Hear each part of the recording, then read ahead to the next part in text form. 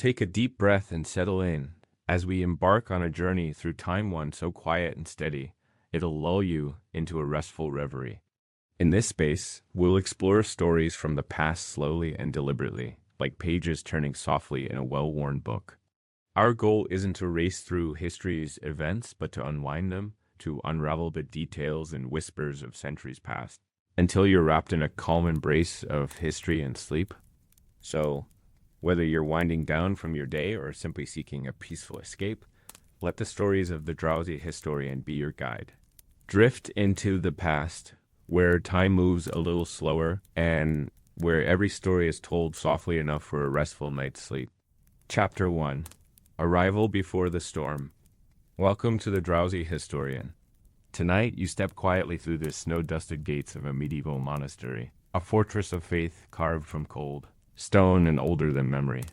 The iron hinges groan behind you as the door shuts, sealing you in with silence, shadow, and vows you've not yet learned to fear.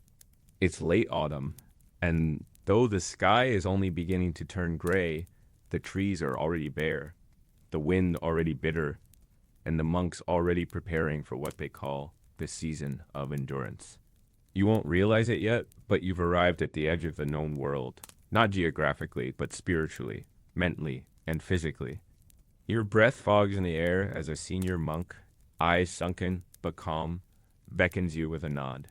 In other words, he leads you past the cloister garden where withered stalks bend under early frost.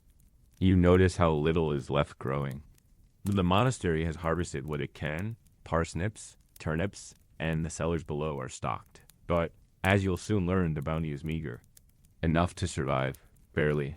Meals here are frugal in summer. In winter, they are an act of faith and a test of will. Your living quarters are shown to you without ceremony. A narrow cell carved into the side of a stone hallway, its walls damp and unadorned.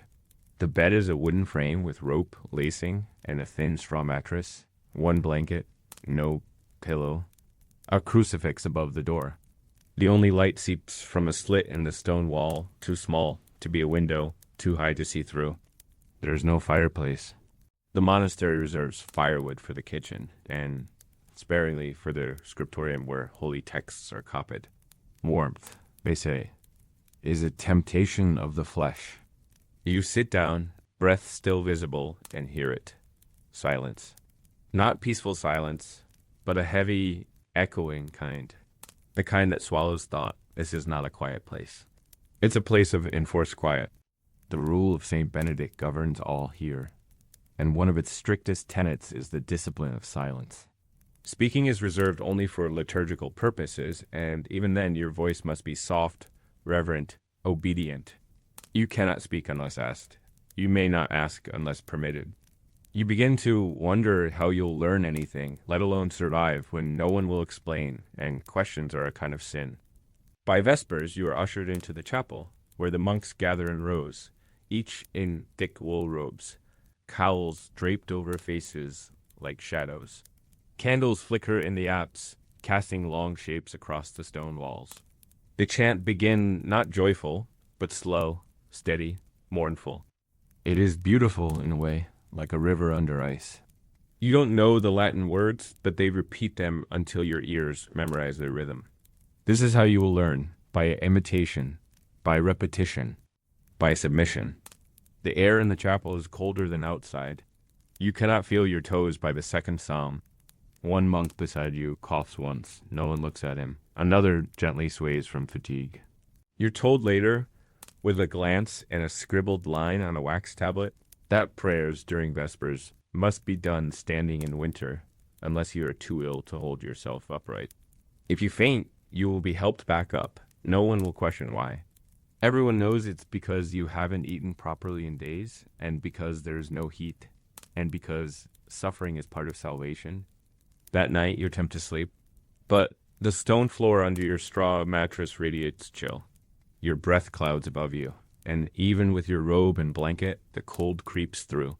The dormitory is silent except for the wind pushing through cracks in the shutters, and the occasional rustle of straw as a monk shifts, trying not to shiver audibly. You wonder how anyone sleeps here, but that's not the point. Comfort is not the goal. The monastery is not a sanctuary from suffering. It is the path through it. You're aroused before dawn. You didn't sleep. None of you did. The bell tolls faintly across the cloister.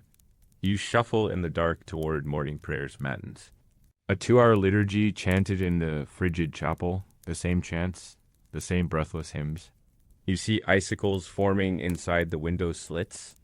This is your second day, and already your lips are chapped, your stomach aches, your thoughts drift toward home. But you remember there's no going back.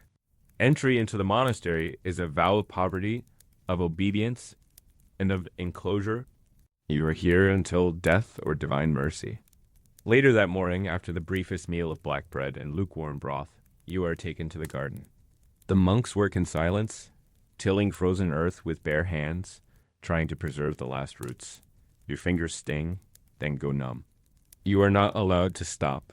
Work is prayer, and pain is purification. The abbot watches silently, as if gauging not just your effort, but your acceptance. Are you here to be changed, or merely to survive? As you wash the dirt from your hands in ice-cold water, a thought flickers in your mind. This is just the beginning. The snow has not even begun to fall. The truly brutal days are ahead. Days when your robe freezes stiff before sunrise. When the bread runs out, when the silence grows heavy enough to smother you. And yet no one complains. The monks smile faintly. They nod when passing, but there is no joy in their eyes, only resolve. You wonder what they had to give up to become this. And if you will have to give up the same. The monastery teaches by weather, hunger, ritual, and restraint. You are not expected to thrive here. You are expected to endure. As the day ends and the sky darkens once more, you walk slowly toward the dormitory, your body aching, your stomach hollow, and your soul already quieter than when you arrived. Tomorrow the cold will deepen. The prayers will stretch longer, and you will begin to understand that this place was never meant for comfort, but for something else entirely. Something colder, something older, something holier. You wake on the second morning to a strange, quiet pain in your back and knees, stiffness from the straw mattress. Yes, but also from cold that settled in your bones like a second skin. You thought you'd slept, but you hadn't. Not truly. You drifted between moments of shallow dreaming and sudden shivers, always aware of your body, always aware of how little it was being cared for. The bell had not yet rung, but you knew it would, and soon. You lie still, trying to collect yourself before the next hour of prayers begins. When it comes, it's not a chime, but a groan of metal and the dull clank of iron. The bell tower, standing crooked against the gray sky, releases its sound like a sigh from another world. A monk enters the dormitory with a lantern, its flame barely pushing back the dark. He doesn't speak. He doesn't need to. Everyone rises. So do you. By now, you've memorized the movements. Robe on, sandals slipped over wool-wrapped feet, cowl pulled up. You follow the others down the corridor, your breath visible, your shoulders hunched. The chapel again. Matins again. Only this time, you don't resist it as much. Not because it's any easier, but because your body has already begun to surrender to the rhythm. The prayers stretch on, and the candles flicker. You listen to the Latin flow across the stones, the chants rising and falling like waves. A monk beside you sneezes, but keeps chanting. No one turns. Illness is common, not serious enough to mention. The abbot watches from his carved wooden seat, his face unreadable, hands tucked into his robe. He is unmoved by the cold, or perhaps shaped by it. When the chants end, you file silently toward the refectory. A small wooden bowl awaits you, filled with something gray, thick, and steaming faintly. Gruel. You've heard the word before. Now you know what it tastes like. Wet flour and boiled oats with a hint of ash. No salt, no spice. Just heat, and that alone makes it precious. You eat in silence. You eat with others. But it's a solitary experience, always. Talking is forbidden. Looking around too much is discouraged. You focus on the bowl, the spoon, the act of swallowing. It is not a meal, it is fuel. The monks bow their heads as they eat. You mimic them. Every movement here is ritual. Even hunger. After breakfast, you're sent to the wood house. where logs are chopped in preparation for use in the kitchen and scriptorium. You're not the only one swinging an axe, but you are clearly the least practiced. Your hands blister quickly, even through the rough gloves provided. The logs are frozen hard, like stone. You miss more swings than you land, and your breath grows ragged. A monk nearby corrects you silently, placing your hands differently on the axe handle, then stepping away. No words, just motion. The monastery is run like this, by gestures, looks, posture. You begin to realize that words are unnecessary when discipline is absolute. There is no questioning, no explaining, no allowance for why. Everything happens because it is supposed to. Everyone complies because that is the only choice. By midday, the cold has reached your inner core. The sun, pale and low in the sky, offers no warmth. You're given a short reprieve to attend sext, the midday prayers, and then assigned to the kitchen. There you peel root vegetables, scrape black spots off old onions, and stir a massive iron pot filled with a thin, cabbage-based broth. It smells bitter, but it's better than nothing. The cook, a rotund monk with red cheeks and a permanent frown, watches you carefully. He says nothing, but when you stir too quickly, he taps your knuckles with a ladle. Slowly, deliberately, patiently. Everything must be done with care, even suffering. You wonder how the monks survive this every year. Then you realize some don't. You begin to notice things, the empty bed in the corner of the dormitory. The name not spoken at roll call, but glance exchanged when someone coughs too long. Death here is accepted, not feared. It is part of the cycle, part of the monastic discipline. After the day's labor, you're given time to reflect. This is not rest, it is contemplation. You are expected to sit alone in your cell, kneel in prayer, or walk silently in the cloister. It's cold everywhere, so the cloister feels no worse than your cell. You walk its square path, boots scraping softly, breath fogging. On the walls are carvings of saints, some smiling, others weeping. You don't know who they all are yet. But one catches your eye, a figure with sunken cheeks, clasped hands, and a serene expression. The plaque reads simply, Blessed Brother Clement, who passed in peace during the winter of 1272. No dates of birth, no eulogy, just that, passed in peace. In winter. You wonder what it meant for him. Was it pneumonia? Starvation? Frostbite? A slip on the ice? Does it matter? In the library later, you're given parchment and ink. You task, copy a psalm, letter by letter. The ink is thick and freezes between dips. Your hand trembles as you write. The quill snaps once, and a monk replaces it without speaking. This is your penance. This is your worship. The act of copying scripture, of preserving words you barely understand, is supposed to purify your mind. But all you can think about is your fingers, and how they no longer feel like they belong to you. At Compline, the final prayer of the day, the chapel is lit by fewer candles. The cold feels sharper now. Your breath rises with each chant. The monks kneel longer than you can bear. Your knees crack. Your back protests, but you do not move. Movement breaks discipline. Movement draws attention. You kneel. You pray. You endure. Finally, when darkness blankets the stone walls and the moon glows faint through high slits, you return to your cell. You remove your robe carefully, layered atop your blanket for extra warmth. You lie down, curl tight, and try not to think about how cold your feet are. There's no fire. There never was. You press your hands together and whisper a prayer, not to God, but to sleep. The wind howls outside. Somewhere, an owl calls. A board creaks. You close your eyes, knowing that soon the bell will toll again, and a new day will begin.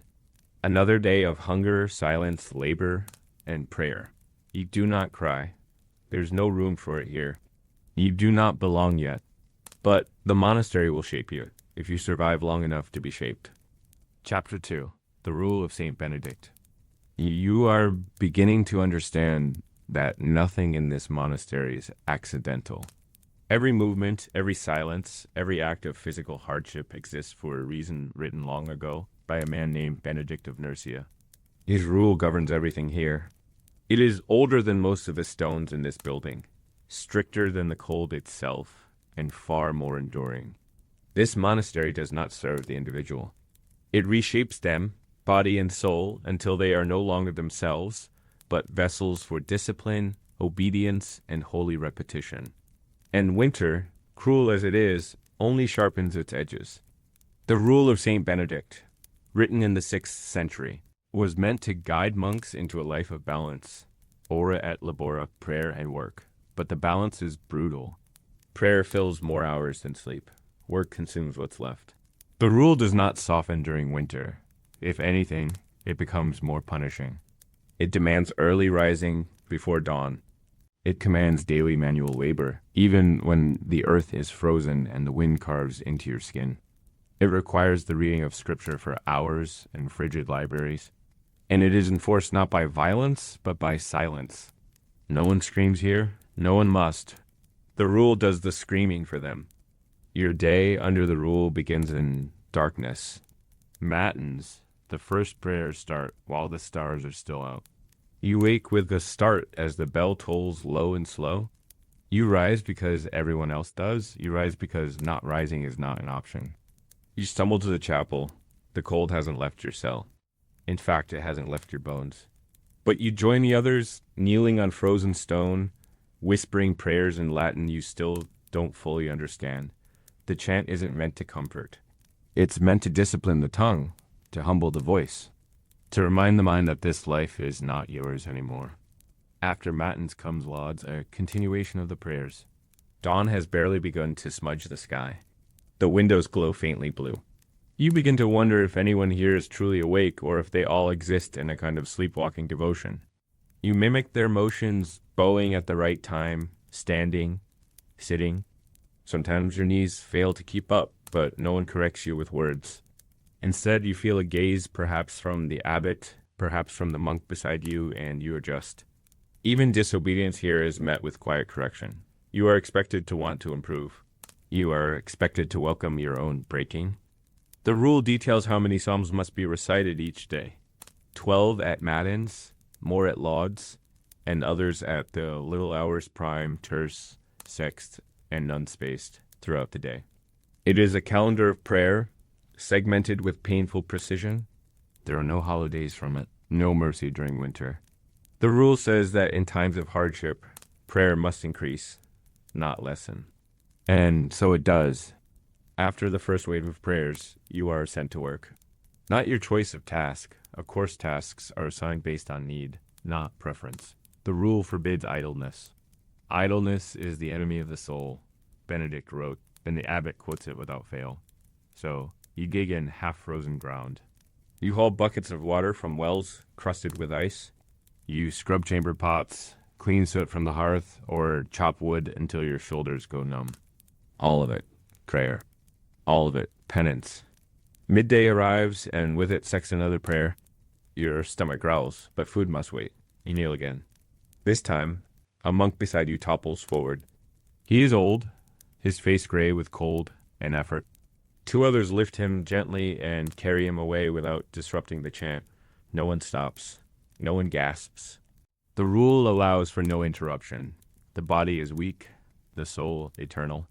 That's what they believe. Or pretend to believe.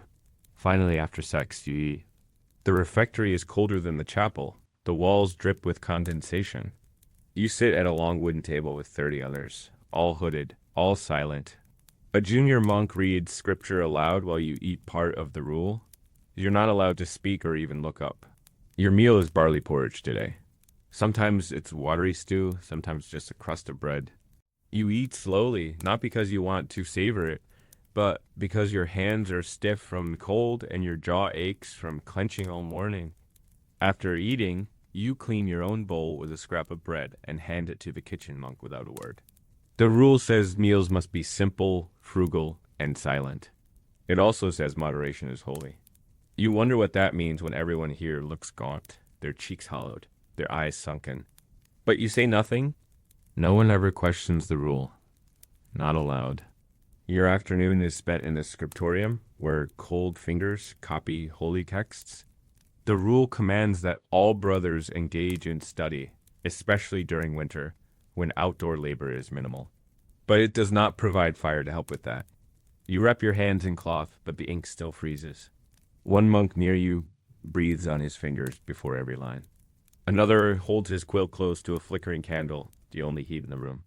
The silence is thick. The only sounds are scratching quills, sniffling noses, and the occasional cough. You are not learning. You are surviving. By none, the 9th hour of the day, the light is already dim. The sky outside has gone from gray to purple. You return to the chapel for yet another round of prayers. You are tired beyond belief. You have not spoken once today. Your thoughts come slower now. You wonder if this is how they want it to drain you until the only thing you can do is repeat the words you're given. The rule is not just about behavior. It's about identity. Over time, it erodes the I. You no longer refer to your thoughts, your needs, your body. You refer to the brother or the soul. You are not yourself. You are a monk, or trying to be. Evening brings vespers, and after that, a second meal smaller than the first, a piece of cheese, maybe, a boiled root. Then Compline, the final prayer.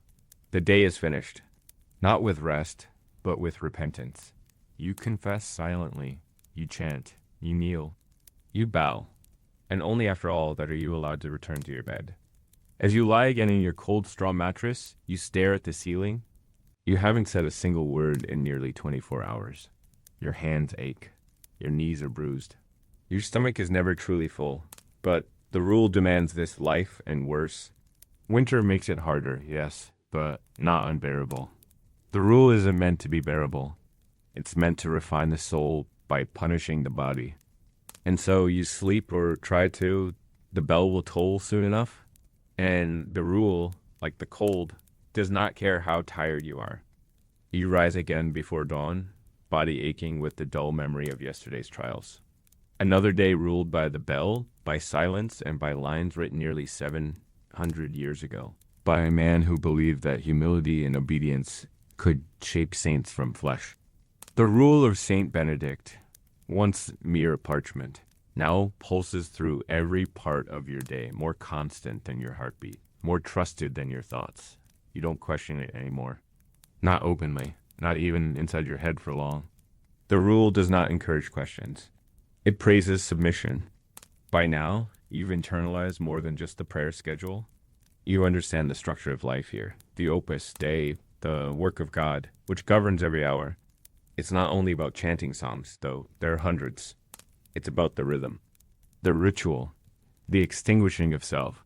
You are beginning to forget what day of the week it is, because days are no longer marked by names, but by prayers, matins, lauds, prime, terce, sext, none, vespers, compline. The cycle is endless. The rule says it should be. The rule calls it holy. Outside, snow begins to fall fine, steady flakes that cling to your robe and melt into your sleeves. You are sent out after prime to help mend the fencing near the pigsty. The animals need protection from wolves, which grow bolder in winter. Your fingers are clumsy in the cold, and the wooden posts bite into your palms. A monk beside you drives nails without flinching. His knuckles are cracked and red. He does not speak to you. You don't expect him to. The rule does not forbid communication entirely. It only allows it where absolutely necessary. Some monasteries permit speech at certain hours. Others, like this one, keep to a stricter version. You may use hand signals, nods, written notes if permitted, but not words. Silence is considered the path to divine awareness. The idea is that by silencing your voice, you also silence your ego. What's left is obedience, patience, and faith. You begin to notice how deeply this has taken hold in the others. They move with purpose, but without expression. They do not complain. They do not praise. Their world is flattened, narrowed to the immediate tasks and the distant promise of heaven. Joy is not forbidden here. It's just not pursued. Suffering is. Suffering brings grace. In the chapter house that afternoon, you witness what the rule calls correction. A younger monk is summoned before the abbot. He bowed too slowly during prayer, it seems, or failed to complete a task in time. The abbot speaks softly but firmly, quoting directly from the rule. The sleepy and negligent brother shall be rebuked for the correction of others. The monk bows, accepts the words without protest, and returns to his seat. Nothing more is said. The rest of you are expected to learn from the moment, to internalize the correction as your own. Shame is communal here, just like prayer. You are not spared this. A few days ago, you arrived late to the scriptorium. You misread the bell. For that, you were assigned additional labor cleaning the refectory hearths at night, after Compline. No one told you it was punishment. They didn't have to, you know? The rule says that silence teaches better than scolding. And it does. Later, as you scrub soot from the hearthstones, the words you've been copying all week replay in your head. Prefer nothing to the love of Christ. You don't know if it's love you feel. You know it's cold. You know it's hunger. You know it's silence that wraps around you like the wind. But perhaps love here is defined differently. Perhaps love is obedience, and to obey is to disappear. At Vespers, you kneel longer than usual. Your knees scream. Your lower back stiffens. The monks around you seem unaffected. Statues and hoods. The candles burn lower as the prayers roll on. You wonder if Saint Benedict anticipated how hard winter would be when he wrote his rule. Did he understand how silence echoes in a stone cell when the wind howls and your breath curls against your own robe for warmth? Or perhaps he knew and wrote the rule precisely because of that. Not to protect monks from hardship, but to deliver them through it. You think back to something the abbot said during your first day here, one of the only full sentences you've heard since arriving. Here you will learn to love the cold. At the time you thought it was metaphorical. Now you understand. It was both warning and invitation. The cold strips away weakness. The rule insists that weakness is not something to be pitied, but something to be overcome or offered to God. That night, as the monastery sleeps, you lie awake, staring at the ceiling of your stone cell. You try to recall the sound of your own voice. You haven't spoken in days. Not aloud. Not even a whisper. The rule is in your muscles now, in your breath. You feel yourself changing, becoming something quieter, harder, smaller. But part of you still resists. Deep in your chest, beneath the discipline and the rituals, there's a question forming. A thought that refuses to die in silence. What if this isn't sanctity? What if this is just survival? You not speak it. You do not write it, but you know it's there. And the rule, for all its commands, cannot quite erase it. Chapter 3. No talking. No fire. No escape. The first true snowstorm arrives without ceremony. The flakes fall thick and fast, covering the cloister walkways and gardens a silent white shroud. The wind has changed it, no longer whispers through the monastery grounds, but claws at every wooden shutter and stone crevice. The world beyond the walls vanishes. You realize you're sealed in now, not just by stone, but by season. Winter has locked the monastery shut. There will be no visitors, no messages from the outside, no exit, and the rule of silence, already firm, tightens its grip. If this place felt monastic before, now it feels like a crypt. No fire burns in your cell. There never was one. You understood that much? But now even the chapel, the refectory, and the scriptorium are colder than before. The candles sputter in the drafts. The ink in the writing room thickens to the point of cracking. The monks carry on with expressionless patience, robes heavier with frost than with wool. One of them begins to limp from cold, swollen joints. Another sneezes blood into his sleeve. No one comments. You wonder how many winters they've survived, and how many they haven't. You are expected to continue as before. Matins begins before dawn, as always. You wake in the dark to the toll of the bell, now muffled by snow. Your breath clouds the air before your face. You dress quickly, but there's no comfort in it. The robe you wear feels stiff, your fingers too numb to tie the cords properly. The sandals chafe where your toes hurt. You shuffle with the others into the chapel. There you kneel on cold stone, the air colder still than your cell. You try to focus on the Latin verses, but your body protests with every syllable. You barely register the psalms. Instead, you count your fingers to make sure they haven't gone numb permanently. Around you, the monks chant with hollow tones, the sound bouncing off the stone with solemn indifference. You envy their detachment. Silence is still absolute. You've begun to dream in silence long stretches of empty corridors. Monks pointing rather than speaking, even God whispering instead of thundering. No one addresses you. No one asks how you are. There's no conversation, no laughter, no anger. Emotions here are swallowed by ritual. The only language is movement, the bow of a head, the scrape of a bench, the shift of a cowl in the wind. One morning, you stub your toe against the chapel bench. The pain flashes white hot. You want to shout. A single guttural expletive, even whispered, would release the pressure in your chest, but you hold it in. You must. If anyone hears you break the silence, even in agony, it means a reprimand, more labor, fewer rations, private correction by the abbot. So instead, you bite your lip and kneel. When you stand again, your foot is bleeding. You limp for the rest of the week. No one notices. Or they do and simply don't care. You begin to understand how silence is weaponized here, not through fear, but through isolation. When you feel pain, there's no comfort. When you feel sorrow, there's no kindness. When you feel lost, there's no voice to call you back. The rule calls it humility. You start to call it something else in your mind, erasure. The monastery's kitchen is one of the only places where a fire burns, and even that is rationed. The hearth is small, the flames low. The cooking pots hang from iron hooks, barely steaming. You are permitted to stand near it only when your duties take you there, no lingering, no warmth for warmth's sake. One night, you lingered too long near the fire after scrubbing pots. A monk touches your shoulder, not roughly, not kindly, and points to the door. No words, just a gesture. You step away. You return to the corridor. You breathe in the icy air and shiver. You do not complain. You've come to accept that warmth, like speech, is a luxury you cannot afford. The monastery believes that physical discomfort leads to spiritual clarity. The more your body suffers, the more your soul rises. At least that's the idea. But most days, you don't feel holy. You feel cold, tired, dull. Your thoughts have slowed. Your senses dulled. Even your memories of life before this place begin to fade. You can't recall your sister's voice or the smell of bread or the sound of a market. The world has narrowed to stone and snow and silence. The latrines are outside, across the cloister, exposed to the wind. At night, you dread the need to relieve yourself.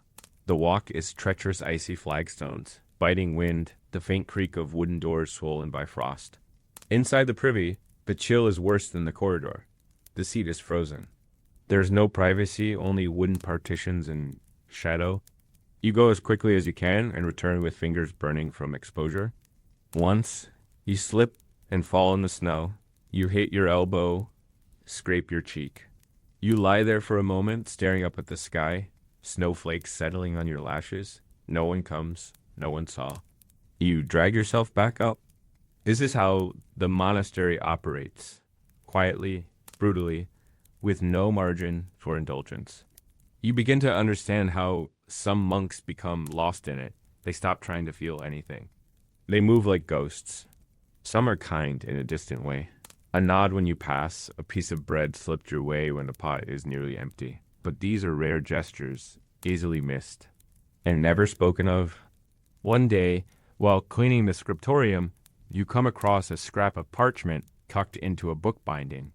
It's a piece of someone's failed copywork, lines scratched out and rewritten. But in the margins, in tiny script, someone had written, Domini, libera me ab hoc gelu eternal. Lord, deliver me from this eternal frost. You stare at it longer than you should. You wonder who wrote it, when, and whether he was ever delivered. You don't take the scrap, and that would be theft. Instead, you return it to the book's spine and move on. But the words stay with you.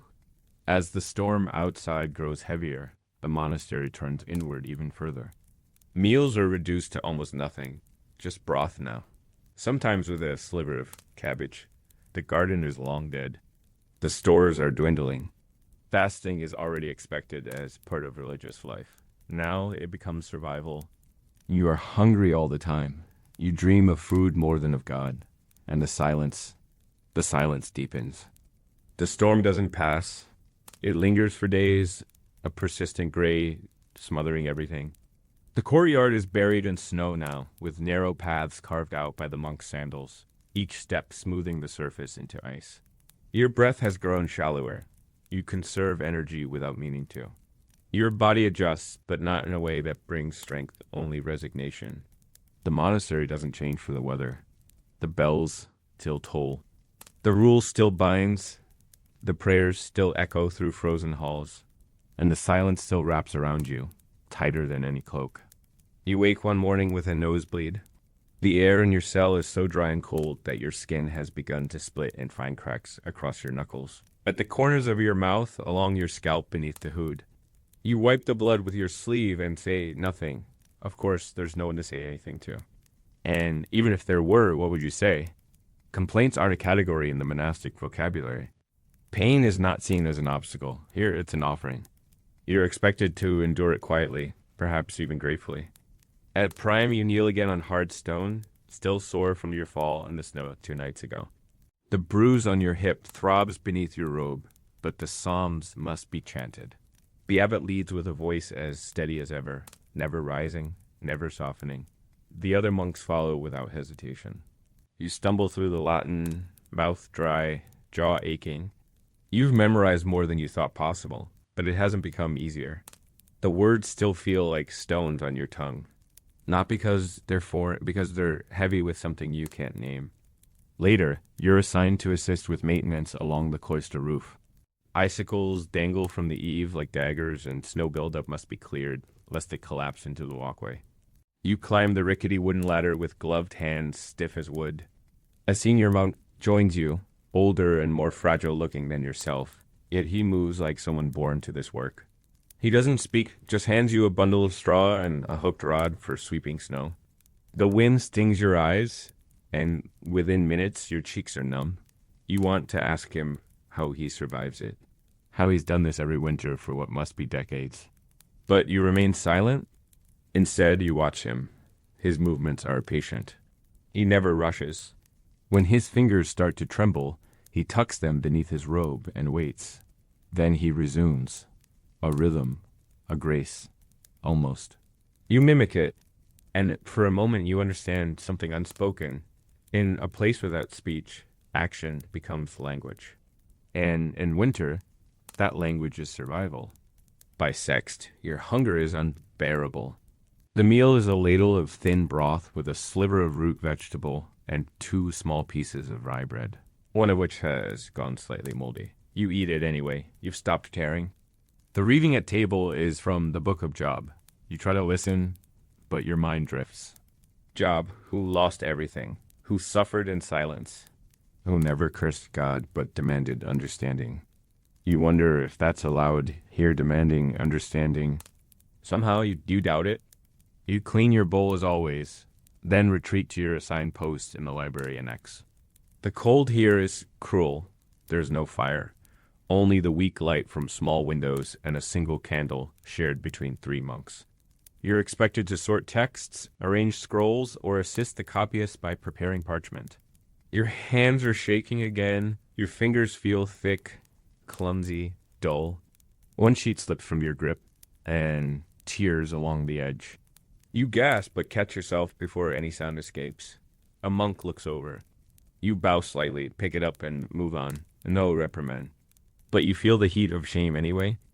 The only place where a different kind of silence reigns is the cemetery. It's at the back of the monastery, enclosed in a low stone wall.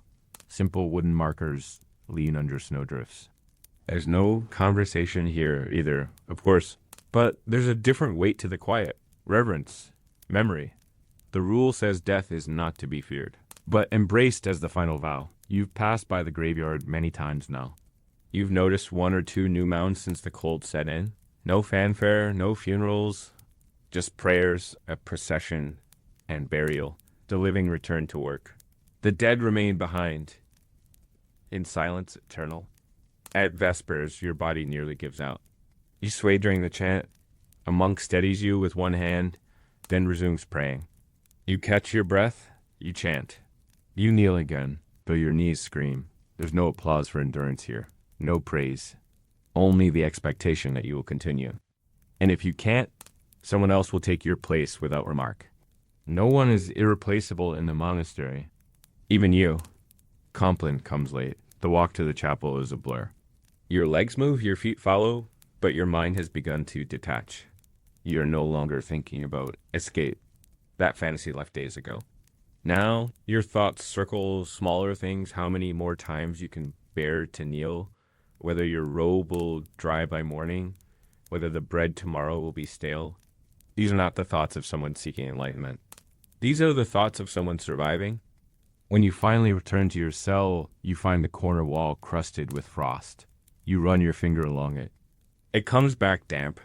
You pull your robe tight, lie down fully clothed, and tuck your blanket over you. You try to recite a prayer, but your lips won't move. You close your eyes. You feel the cold seeping into your bones, slow and certain. There's no fire. There never was. And there never will be. This is winter in the monastery. There's no warmth, no voice, and no escape. Only obedience. Only cold, only silence. Chapter 4. Monks at war with their flesh. There is a point where cold becomes more than a feeling. It becomes a philosophy. In the monastery, that point comes quickly. What began as shivering discomfort transforms into a form of discipline. A theology written not in ink, but in chapped lips, swollen joints, and aching limbs. You begin to understand the monks are not merely surviving winter, they are using it. Winter, to them, is not an enemy, it is a tool, a tutor. A sacred trial by frost, meant to teach the body to submit and the soul to rise. And in that test, flesh is the battleground. You wake now not expecting warmth. Your blanket is stiff with ice. The robe you hang near the door has frozen at its edges, crunching when you pull it around your shoulders. Your feet, wrapped in cloth before sleep, remain cold long after the bell tolls. You do not complain. You do not sigh. You do not even hesitate. Hesitation is weakness, and weakness, according to the rule, must be burned out through repetition, silence, and suffering. You file into the chapel again before sunrise.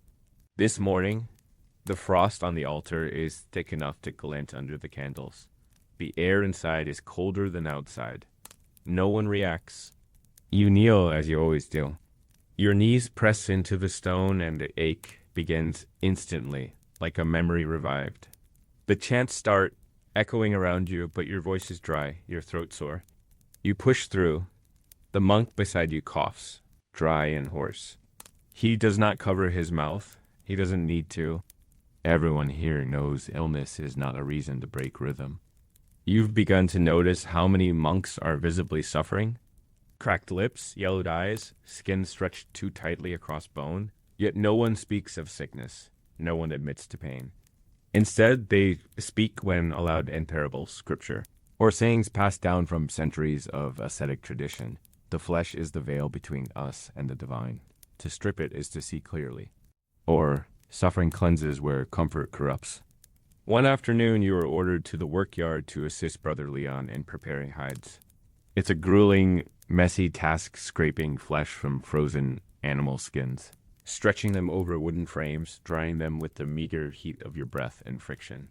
Brother Leon, though gaunt, works with practiced efficiency. He sharpens his scraper with ritual care, never once showing discomfort. His fingers are raw and swollen. He does not flinch. You try to match his pace. After half an hour, your fingers cramp. The scraper slips and cuts across your palm. Blood wells up, dark against the frostbitten skin. You flinch, barely suppressing a gasp. Brother Leon glances at the wound, then pulls a strip of rough linen from his robe, binds your hand without a word, and hands the tool back. You hesitate. He nods once. You resume scraping. That's how pain is handled here, not with concern, but with persistence. You are not comforted. You are redirected. After terse, you return to the scriptorium to continue your assigned copying. Today's text is from the Book of Lamentations, a cruel irony, given the aching in your wrist and the sting of your bandaged palm. You dip the quill, trace the letters slowly. The ink freezes in the well after each sentence. You breathe on it, warm it with your fingers, resume over and over again. The monk across from you, Brother Marius, is older, perhaps 50, though it's hard to tell beneath the deep lines of his face and the white in his beard. He coughs every few minutes, a wet, rasping sound that echoes off the high shelves. No one acknowledges it. His hands tremble as he writes, but he does not stop. Later, while shelving scrolls, you notice his breath is shallow. His face has gone gray. Still, he chants quietly to himself, practicing the verses for Vespers. You don't say anything. There's nothing to say. You return to your cell that night and think about him, and about the others who cough into their sleeves, who limp across the cloister, who do not ask for help, because help is not part of the spiritual path. At dinner, the meal is reduced again. Just broth now barely warm, thin as water. A sliver of carrot floats in yours. You almost weep at the sight of color. No one talks. The scripture reading tonight is from 2 Corinthians. Most gladly, therefore, will I rather glory in my infirmities, that the power of Christ may rest upon me. You wonder whether the monks believe it literally. Whether Brother Marius is glorying in his lungs filling with fluid. Whether you should glory in your open wound. By Compline, you're dizzy. You haven't stood up straight all day. Your head aches from cold and hunger, but still you kneel. Still you chant. Still you try to sound like the others, strong, steady, hollow. The Latin verses swirl in your mind, half memorized, half mumbled. Your lips feel numb. Your breath rises in small, shallow clouds. Afterward, you limp back to your cell. You notice Brother Marius walking a few paces ahead. He moves slowly. His feet drag. At the door to his cell, he pauses, sways slightly, and rests his hand against the stone. You almost speak. The word brother rises to your lips, but he straightens, enters his room, and shuts the door. The moment passes. You return to your bed. You sit on the straw, remove your sandals, unwrap your feet. The skin is purple in places. Your toes tingle. You press them gently. They hurt. That's a good sign. No feeling would be worse. You wrap them again, layer your robe and blanket over you, and lie back. Above you, the ceiling drips slowly with melted frost. You watch it form, stretch, fall. You think about your body not as yours anymore, but as something being shaped, like wax near a fire. Except there's no fire. There never is. Just the chill and the rule and the promise that all of this will lead to something higher. You're not sure anymore if you believe that, but in the monastery, belief is not required. Only obedience. You sleep little now. Even when exhaustion anchors your limbs, the cold keeps your mind hovering at the edge of waking. You dream in fragments, blurred visions of heat, voices, bread, your old home.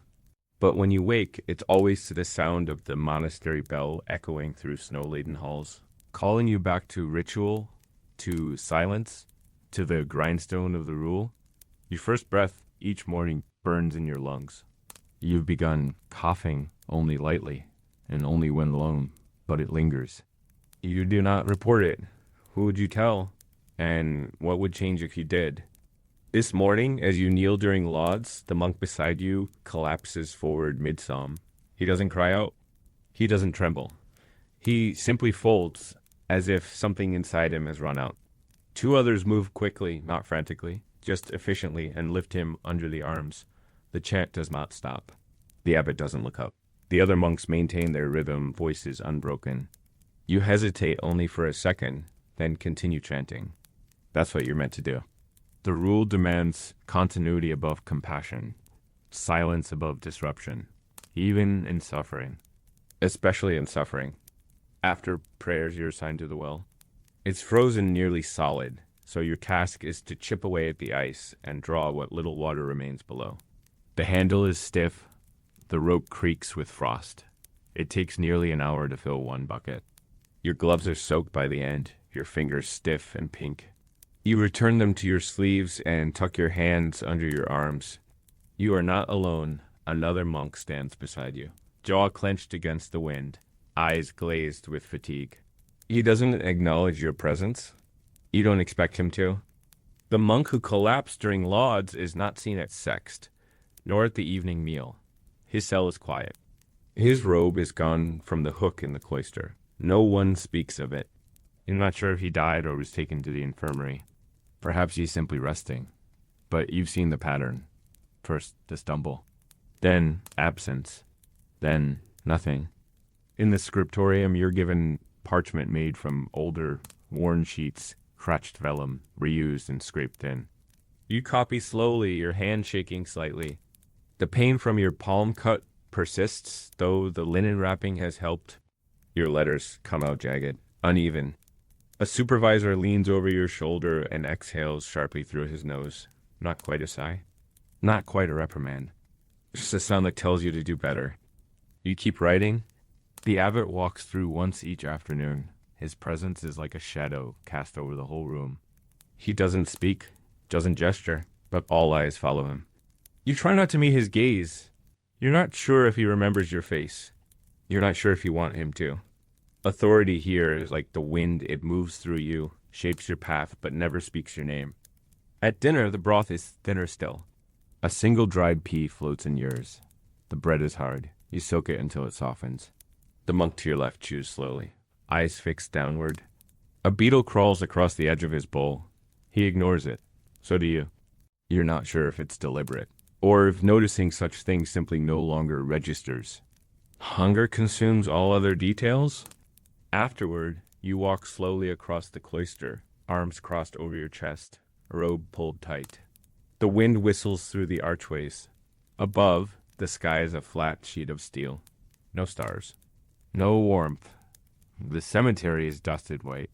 You think of the graves added since you arrived, how the ground was too hard to dig deeply. Some were placed in shallow pits, covered hastily. The rule says the body is nothing, dust to dust. But standing here now, with the cold biting through every layer, you can't help but wonder if that is mercy or dismissal. In your cell, you take stock of your injuries. The bruises on your hip have turned yellow. Your cut is healing, but the skin around it itches and weeps slightly. Your feet are still cold, even wrapped in cloth. You press your fingers to your chest. Your heartbeat is slower than you remember it being. Or maybe time simply feels slower here, each moment stretched thin, like breath in the cold. You try to pray, not the memorized chants, but something of your own. A whisper, a plea, but no words come. Your mind, trained to suppress its own voice, now struggles to form sentences that aren't Latin, that aren't pre-approved by the rule. It scares you, quietly. Not loudly enough to break the silence, but enough to feel it under your skin. You wonder what part of yourself is disappearing first, your voice, your name, or your will. You remember something you read days ago. One of the saints, tortured and martyred, had said, "The pain cleanses the soul until the soul shines brighter than the sun." You try to believe that. You try to imagine that your chapped hands and starving gut are polishing something eternal inside you. But all you feel is the slow erosion of your selfhood, scraped away like the frost from the windows, leaving only a hollow pain that sees but does not reflect. At Compline, the chanting begins again. You recognize the sound. It's about deliverance, freedom, light breaking through shadow. You mouth the words. You sway with the rhythm. But there is no light, only the candles, only the rows of bowed heads, only the cold curling through the air like incense. After the final amen, you do not rise right away. You remain kneeling until the monk beside you tugs your sleeve gently. You rise. You follow. You walk back to your cell in silence.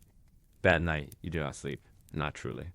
You drift in and out, the cold anchoring you halfway between dreams and frost.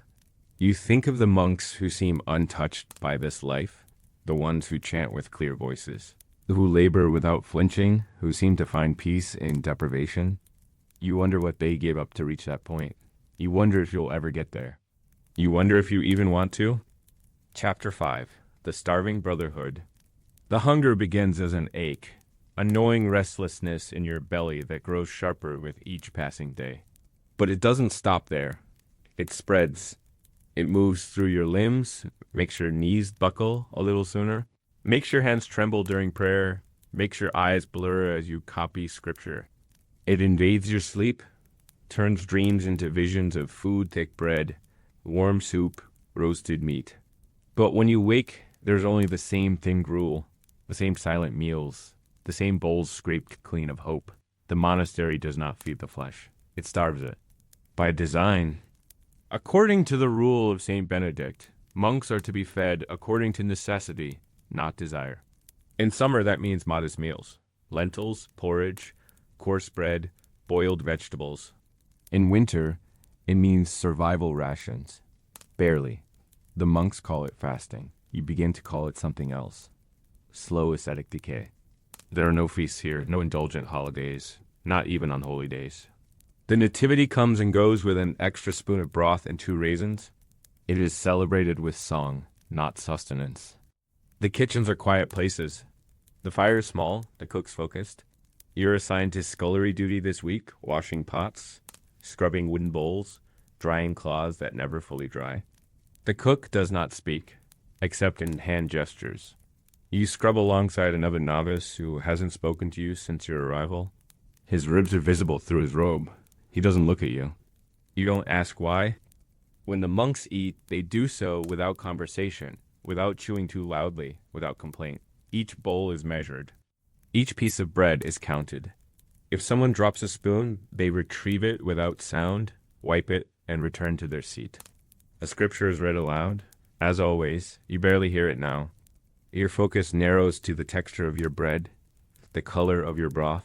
One monk receives a piece of carrot in his bowl. You stare at it as though it were a ruby. You finish your meal in 3 minutes. You sit with the others for 20 more. No one rises until the bell sounds. The body is not a concern here. The body is an obstacle. You've heard monks say that hunger is a blessing. That to be hungry is to remember God. That every rumble of the stomach is a prayer. But when your head swims as you climb the stairs, when your vision darkens at the edges during terse, when you forget entire verses mid-chant, you begin to question the holiness of it all. There is no shame in that only silence. You never voice these doubts. The monastery doesn't punish dissent. It smothers it before it forms. One afternoon, while sorting dried herbs in the apothecary alcove, you come across a thin journal. Not official, not copied. A monk's private hand scribbled in between plant lists and dosage notes. A page reads, "Fasted 6 days before vision came. Weakness unbearable, but God revealed himself as warmth." You read it twice. You wonder if it's true. You wonder if it's madness. Or both. The herbmaster finds you staring at the page.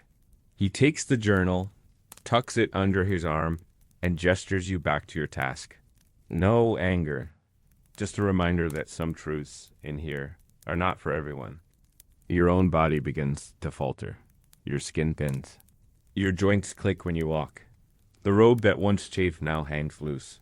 You notice your collarbone in the mirror-polished bowl you dry after dinner. The monk beside you in chapel, once sturdy and thick-shouldered, has begun to sway during prayer. You both pretend not to notice. You learn to avoid the kitchen before meals.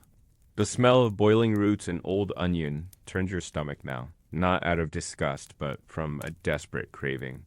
You've learned the routine: who is called first to serve, who ladles the portions, who sets the bread. You begin to resent the small things. The monk who always seems to get the bowl with the floating pea. The one who cuts his bread with the sharpest knife. You hate yourself for noticing. At night, the hunger is worst. You lie in your straw bedding, robe wrapped tight, teeth clenched against the cold. But it's not the cold that keeps you awake anymore. It's the hollow inside you. Not spiritual, physical. A void where your stomach once felt alive. You listen to the sounds in the corridor steps, coughs, the occasional scrape of a bench. You think of food not as pleasure, but as memory. You remember meals from your old life in perfect detail, now salted meat, warm milk, apples, even crumbs. You wonder if that's sin. You wonder if it's survival. During the day's labor, you move slower.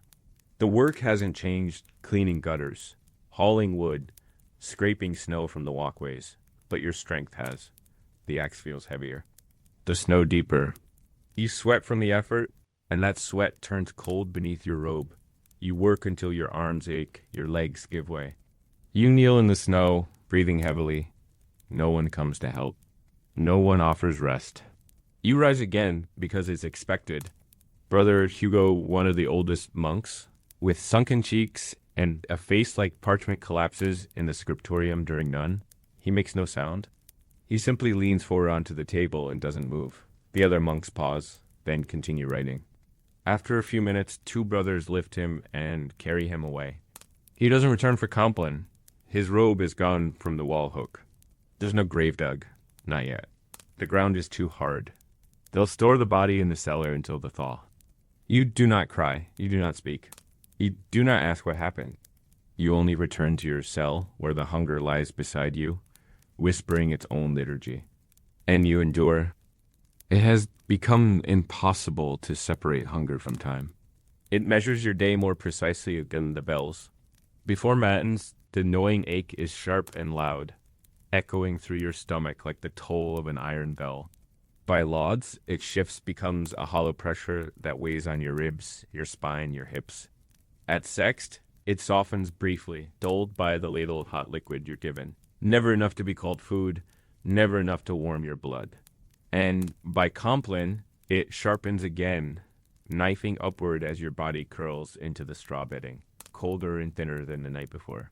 Hunger has become your prayer, your labor, your punishment, and your master. Each monk reacts differently to it. Some grow quieter, retreating into a kind of inward fog. Others chant louder, more fervently, like noise can replace nourishment. One or two grow irritable, eyes darting over others' portions during meals, their movements more twitch than grace. No one speaks, of course. The rule forbids it. But in the way bread is broken, in how a bowl is passed a little too quickly, in the twitch of an eyebrow, everything is said. A week after Brother Hugo vanished, another monk disappears, Brother Jonan, the one who used to slip you a second crust of bread when no one was looking. He hadn't been well for days. His hands shook during prayer. His skin had taken on a faint yellow hue. You noticed, others surely did too, but nothing changed. No one spoke. And when he didn't rise for prime, his absence was met with a silence even heavier than the usual kind. There are no funerals here. Death is handled with ritual, but no ceremony. The rule says mourning must never interrupt prayer, that the soul departs swiftly and cleanly, that the work of the living must continue. So, when a monk dies, he is washed in silence, shrouded in silence, carried through the cloister in silence. The only sound during his procession is the low hum of chant and the crunch of sandals on frost. You saw this once from your cell window. A wrapped figure borne by four others across the snowy path to the temporary storage crypt beneath the chapel. His face was not visible. His name was not spoken again. Meals become more desperate. The portions don't decrease. They were already too small, but your body has grown more sensitive. You feel every deficiency. Salt, missing. Protein, missing. Even fat, which once disgusted you, now haunts your thoughts. You begin to chew more slowly, hoping to trick your body into believing you've eaten more. You savor gruel like it's a feast. When your bowl is taken away, your tongue flicks across the bottom to catch the last trace. There is no shame, only necessity. Your dreams have changed. No longer soft imaginings of warmth or home, they're vivid and chaotic. Feasts that dissolve into ashes. Tables filled with bread that crumbles when touched. Sometimes you dream you're eating your own robe, then wake with a mouthful of wool. Once, you dreamt of stealing from the abbot's stores, waking in terror, heart racing, certain someone knew. But of course you hadn't moved. Even in sleep, you remain obedient. Illness spreads quietly. Not dramatically. There's no plague here. No outbreak, but a slow erosion, coughs that deepen, eyes that grow sunken, faces hollowed out like carved wood. The infirmary is nothing more than a converted cell with herbs hanging from the beams and a stack of folded linens. It is rarely full, but always occupied. Monks go in and don't always come back out. Brother Rainer, one of the younger monks with an easy gait and sharp eyes, now walks hunched. He stumbles during Vespers, recovers, and finishes the chant. You overhear, accidentally, while passing the cloister, that he has refused all medicine. To Cleanse the soul? Someone whispers. You don't know who. You don't turn your head. You just keep walking. Faster. The abbot speaks at chapter meeting once a week. He reminds everyone that suffering is not the goal, but the gate. That Christ fasted in the desert 40 days. That we, as imitators, must not fear starvation, but welcome it. You sit on the cold floor, legs folded under your robe, fists clenched around your thighs. The cold seeps into your spine. You hear the words, but they pass through you like the wind through the open bell tower. You can't remember what it feels like to be full. You can't remember what it felt like not to ache. Even the copying slows. In the scriptorium, the pages are more frequently blotted. The lines slant, hands tremble. You see Brother Adric nod off mid-verse, jerking awake as his quill smears across the parchment. He doesn't apologize. He just continues. No one corrects him. No one has the strength. The rule demands perfection, but hunger takes precision first, then attention, then memory. One night, you find yourself walking to the kitchen after Compline. You don't know why. Perhaps your leg scared you. Perhaps it was a dream, but when you get there, the door is barred. You stare at it for a long time, pressing your palm to the wood. You hear nothing on the other side. No fire. No voices. The kitchen sleeps too. You return to your cell, ashamed. Not for almost breaking the rule, but for hoping you might find a crust of bread left behind. You lie down without removing your robe. The cold no longer feels external. It lives in your chest now. Your bones feel light. Your breath comes slow. In the silence before sleep, your stomach growls, not loud, but persistent. You press your hand against it and close your eyes. You murmur a psalm, not to God, but to yourself. Not because you believe, but because it's the only language you have left. Chapter 6. Chants in the dark. Before the sun even dares to rise, the bell tolls again. It is low, hollow, and echoes through the monastery like a summons from a deeper world. Your body rises before your mind does. The movement is now instinct. You sit up in the dark, robe already clutched in shaking hands, sandals clumsy on your half-frozen feet. Your breath spills into the air like smoke. Your joints crack. Your head swims for a moment from the effort of standing. And then you step into the corridor with the others, shadows gliding through frostbitten silence. The chapel waits like a tomb. No heat, no fire. Just the glint of candlelight bouncing across stone and glass. The air inside is so cold that your breath hangs around your cowl like a veil. You kneel, the floor biting into your knees with familiar cruelty. And then the chanting begins, not from joy, not from hope, but from obedience. A slow, solemn rise of voices in Latin, the melody as rigid as the rule itself. The words roll over your tongue like gravel. You don't know if your voice is even audible anymore. Your throat is dry, your lips cracked, but still you chant. Still, you press your hands together, eyes half-lidded, body trembling slightly. The darkness outside has not changed. The darkness inside hasn't either. But the chanting continues hour after hour until your mind stops resisting and your body moves through the ritual on its own. You try not to think of warmth, but your thoughts betray you. A memory surfaces, your mother's hands around a steaming bowl of lentil stew, her voice humming above it. The scent of thyme and garlic, the feeling of your belly full. It is so vivid you nearly gasp aloud, but you catch yourself. One sound, one word, and the illusion would vanish. You pull your cowl lower over your face. You chant louder. After matins and lauds, the monks file out in silence. You move with them, shuffling along the cloister walk, snow crunching under your sandals. Dawn is just breaking, and the pale light illuminates icicles hanging from the chapel eaves like swords. The sky is clouded, cold blue with no sign of warmth. You follow the line to the refectory, shoulders hunched, eyes low. You do not feel hunger anymore, only emptiness. Inside the refectory, the same scene. Rough bowls, wooden spoons, gray gruel. A monk reads aloud from scripture, voice flat and steady. Today's passage is from the Psalms. Out of the depths I cry to you, O Lord. You stir your gruel without tasting it. The words echo in your head, not as prayer, but as confession. You are in the depths. You are far below the surface of who you once were. The meal ends without ceremony. You return your bowl to the wash station, scrape out the last grain of mush, and proceed to your next assignment, floor scrubbing in the dormitory wing. The water is cold. The rags are stiff. You kneel again, this time not in prayer but in labor. Your knees throb.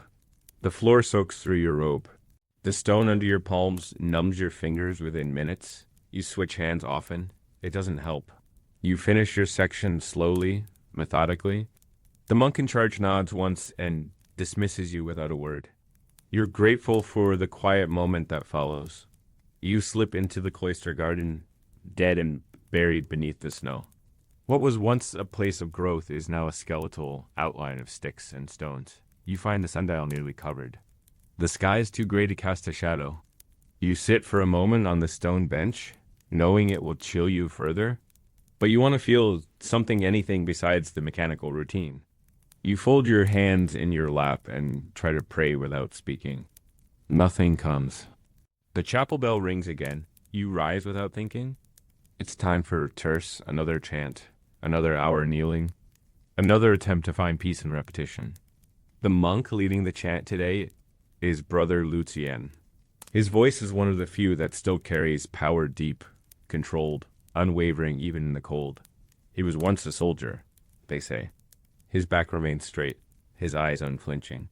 When he chants, the room bends around his tone. He does not rush. He does not falter. You watch him from across the aisle, wondering if he feels the cold, if he feels the hunger, or if through sheer belief, he has moved beyond the pain. The chant today includes Psalm 51. Create me a clean heart, O God, and renew a right spirit within me. You mouth the words, you feel their shape, but do you believe them? You can't tell anymore. You don't feel clean. You feel worn, tattered, emptied. You wonder if that's the point. If purity isn't about light and joy, but about absence. After terce, you're sent to assist in the warming room. It's a misnomer. The room contains no actual fire. It's only warm in the sense that bodies occasionally gather there for brief periods of instruction. Today, you and two others are to copy a section of St. Augustine. The ink freezes. The parchment curls. The breath of the monk beside you fogs the edge of your page. He offers no greeting, only a glance. You write carefully. Your letters wobble from the cold. You can no longer feel your toes. Outside the window, snow continues to fall. A sparrow perches on the sill, feathers puffed, beak tucked beneath its wing. You envy it? At least it can leave. Back in the chapel at none, you chant again. The rhythm of the liturgy is slow, hypnotic. The air smells faintly of mildew and wax. You notice a monk behind you, weeping, just a single tear, sliding silently down his cheek. He doesn't stop chanting. Neither do you, but the image stays in your mind. A flicker of feeling in a room carved from stone. You return to your cell early that evening, shoulders hunched, jaw tight from clenching. You light your candle. It sputters. The wind seeps through the window slit. You sit on your straw bedding and stare at your hands. They are not your hands anymore. They belong to the monastery now. Everything does. You pull your robe tighter, recite one final psalm, and lie down in the dark. Tomorrow, the chants will begin again. And you will follow? There is a rhythm now to your exhaustion. You wake before the bell, not out of discipline, but because sleep no longer holds you. Your dreams have thinned into flickers, faint flashes of heat, memory, or hunger, but they vanish quickly, replaced by the cold and the routine. You lie there for a moment each morning, listening, not for voices. There are none, not even for the bell. But for silence, pressure, its constancy. It greets you before light, wraps around your robe like frost, and follows you through every chant of the day. By now, your knees are permanently bruised. When you kneel in the chapel, there's no longer an initial jolt of pain. Instead, it's a dull throb, so familiar it has become a part of your posture. The others kneel the same way, their bodies slowly conforming to the stone's demand. Your back curves more than it used to. Your shoulders hunch, trying to trap the warmth that never comes. Every part of you has been shaped by the chapel floor, the cold air, and the discipline of stillness. The chanting, once foreign, now lives in your breath. You mouth the Latin verses before the words are spoken. Sometimes you chant without meaning to, lips moving silently even outside the chapel. The songs are no longer messages to God. They are the background hum of survival, the only sound the rule allows you to make. Today, the verses are taken from Psalm 88. I am counted with those who go down to the pit. I am like one without strength. The irony is not lost on you. The monks chant these words with composure, but in the flickering candlelight you see their faces, the pale skin, the hollow cheeks, the blue-tinted lips. They chant of weakness while displaying it plainly. No one comments. No one dares. Weakness has become sacred. It is proof of endurance. The cold inside the chapel has worsened. Frost crawls up the stained glass windows. The altar cloth is stiff with ice. A monk slips on the stone during the second psalm. He lands hard, elbow against the bench. There is a brief pause 1 second, maybe 2, before he lifts himself silently and resumes his place. No outcry. No help. Only the chant continuing as if nothing happened. You begin to wonder what the chanting sounds like to an outsider. If someone stood beyond the chapel walls and heard the murmuring through stone and wind, would they mistake it for beauty? Or would they hear what you hear now, a kind of holy exhaustion, a collective moan stretched into melody? There's no joy in it. No grief either, just motion. Just survival through song. After none, you're assigned to clean the candle trays. The wax is piled up into thick ridges. You scrape it with a blunt knife, your fingers numb even through gloves. Each time a chunk peels away, it reveals the iron underneath cold, black, rusted. You work slowly, deliberately, because you've learned that rushing leads to error, and error leads to extra labor. That is the law of the monastery. Mistake equals burden. The rule is not cruel. It is exact. In the refectory, the scripture today is from Job. Again, my bones burn with fever, my skin peels away. The reader's voice is steady, but your thoughts drift. You don't need the words to understand the message. You are living the Psalms now, line by line. What you eat doesn't matter. What you hear barely registers. You chew without taste. You swallow without reflection. You've learned to study the faces around you. Not to connect connection is not encouraged, but to measure. Brother Mateo, once upright and vigilant, now sags in his seat. Brother Peter has begun to cough after every chant. His face turned discreetly to his sleeve. You wonder if the abbot notices. Of course he does. He notices everything, but intervention is rare. Correction only comes when the rule is broken, not when the body breaks. You haven't broken the rule. Not in word, not in spirit. But something inside you is beginning to slip. Not rebellion, no. That would be too loud. More like a quiet detachment. A growing numbness that spreads like the frost across your cell wall each morning. You go where you're told. You pray when you must. You work, you kneel, you eat, you chant. But none of it feels connected anymore. It's like watching yourself from the outside. A silent figure in a wool robe. Mouth moving in ancient rhythms. Eyes staring just beyond what they're meant to see. During Vespers, you notice something strange. A warmth. Just a flicker. A memory, not a sensation. You remember sitting beside a fire, long before the monastery, your father carving wood while you stirred a pot of beans. You remember the smell of smoke and rosemary. You remember your father's voice low, steady, comforting. You open your eyes. The chapel is as cold as ever. The candles sputter, the chants echo against stone. But for a moment, your heart beat differently. You felt human. It fades, but it lingers at the edge of your mind like a heresy. The monastery doesn't want you to forget the world, but it doesn't want you to desire it either. It wants you to see suffering as elevation, cold as clarity, silence as strength. But your heart doesn't understand those rules. Not fully. That night, you sit in your cell long after Compline. Your candle burns lower than usual. You stare at it, fascinated by the way the wax pools, by the faint warmth on your face. It's the only warmth you've known all day. You hold your hands near it, not too close. If anyone saw, they might see it as indulgence.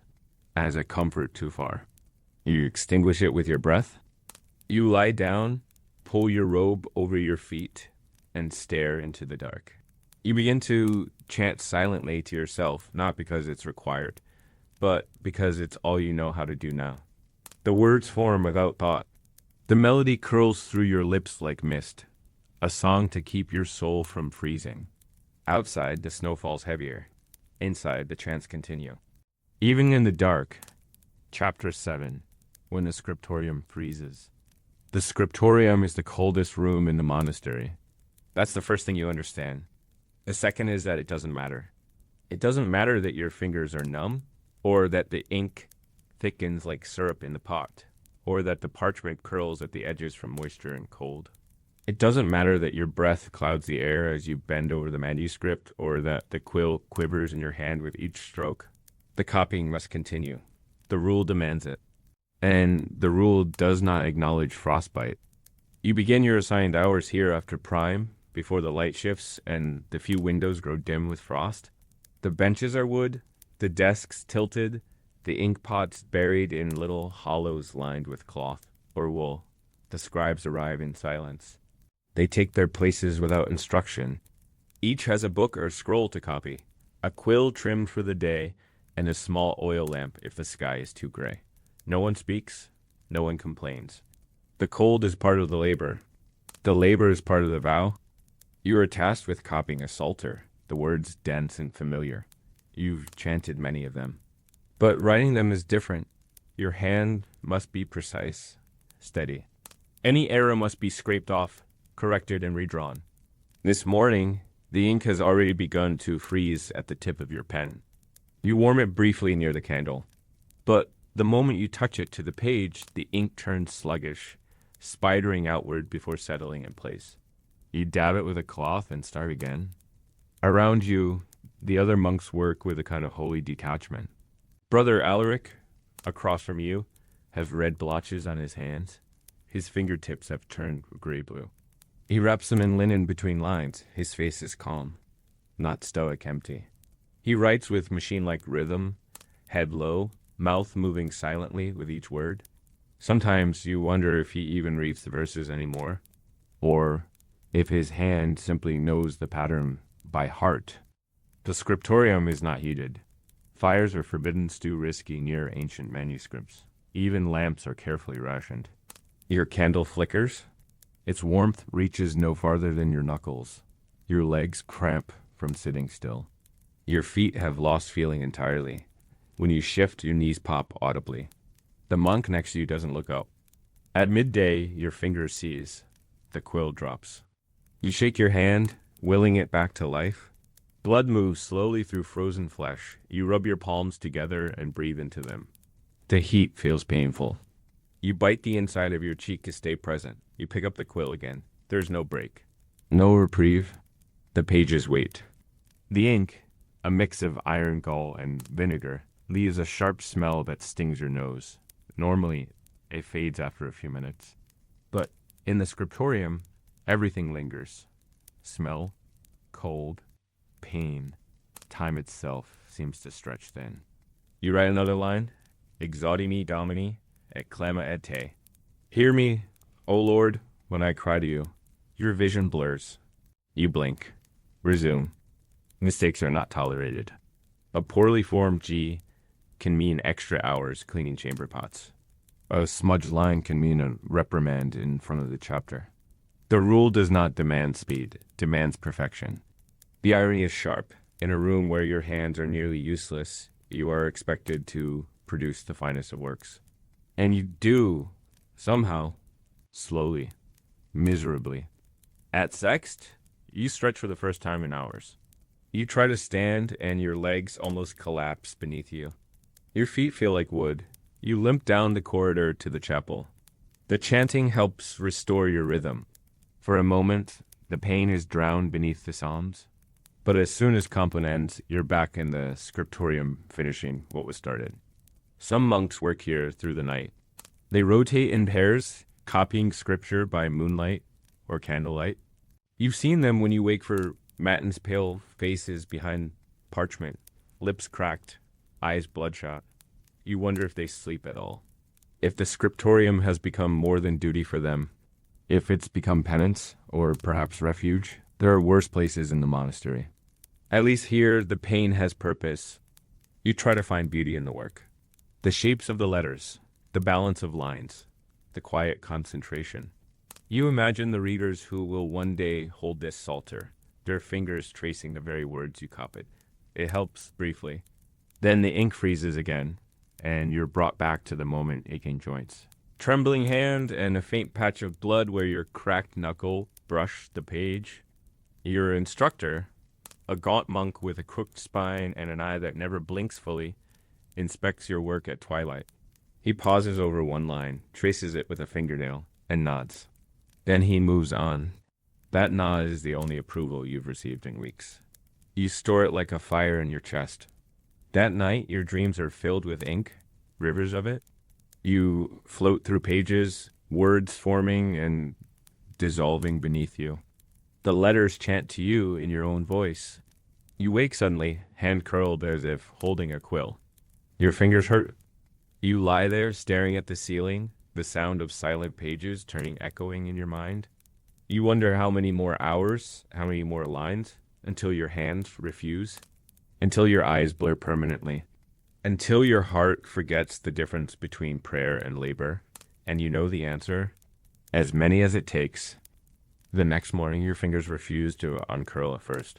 They've grown stiff in the night, your hands locked in the same half-clenched pose they took as you drifted off in your straw bedding. You sit up slowly, rubbing warmth into your palms, listening to the familiar creaks of joints and cloth as the other monks stir. The bell hasn't rung yet. The monastery still sleeps, or more accurately, it waits. Sleep is rare now, fractured and shallow. But waiting, you've come to learn, is constant. By the time the chapel bells toll for matins, the sky outside is the color of slate. A thick layer of frost clings to the walls. The walk across the cloister burns your cheeks, the wind pushing through the archways like a punishment. You chant as you always do. You kneel on numb knees, fingers curled inside your sleeves. The Latin flows through the air like smoke. Psalm 119, this morning. My soul clings to the dust. Revive me according to your word. You mouth the words, your throat dry. You think of dust and how close you feel to it. After the morning rituals, you return to the scriptorium with dread. It's colder today. Much colder.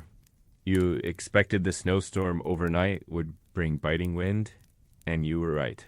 The scriptorium has no insulation, just high stone walls and glass panes that rattle softly in their frames. The benches are frozen. The wood itself seems brittle. You settle in with effort, opening the manuscript you left unfinished yesterday. The ink pot is already slush. You warm it near the candle. Wait, stir it with the end of your quill. It resists, but finally yields. Your hands tremble more now.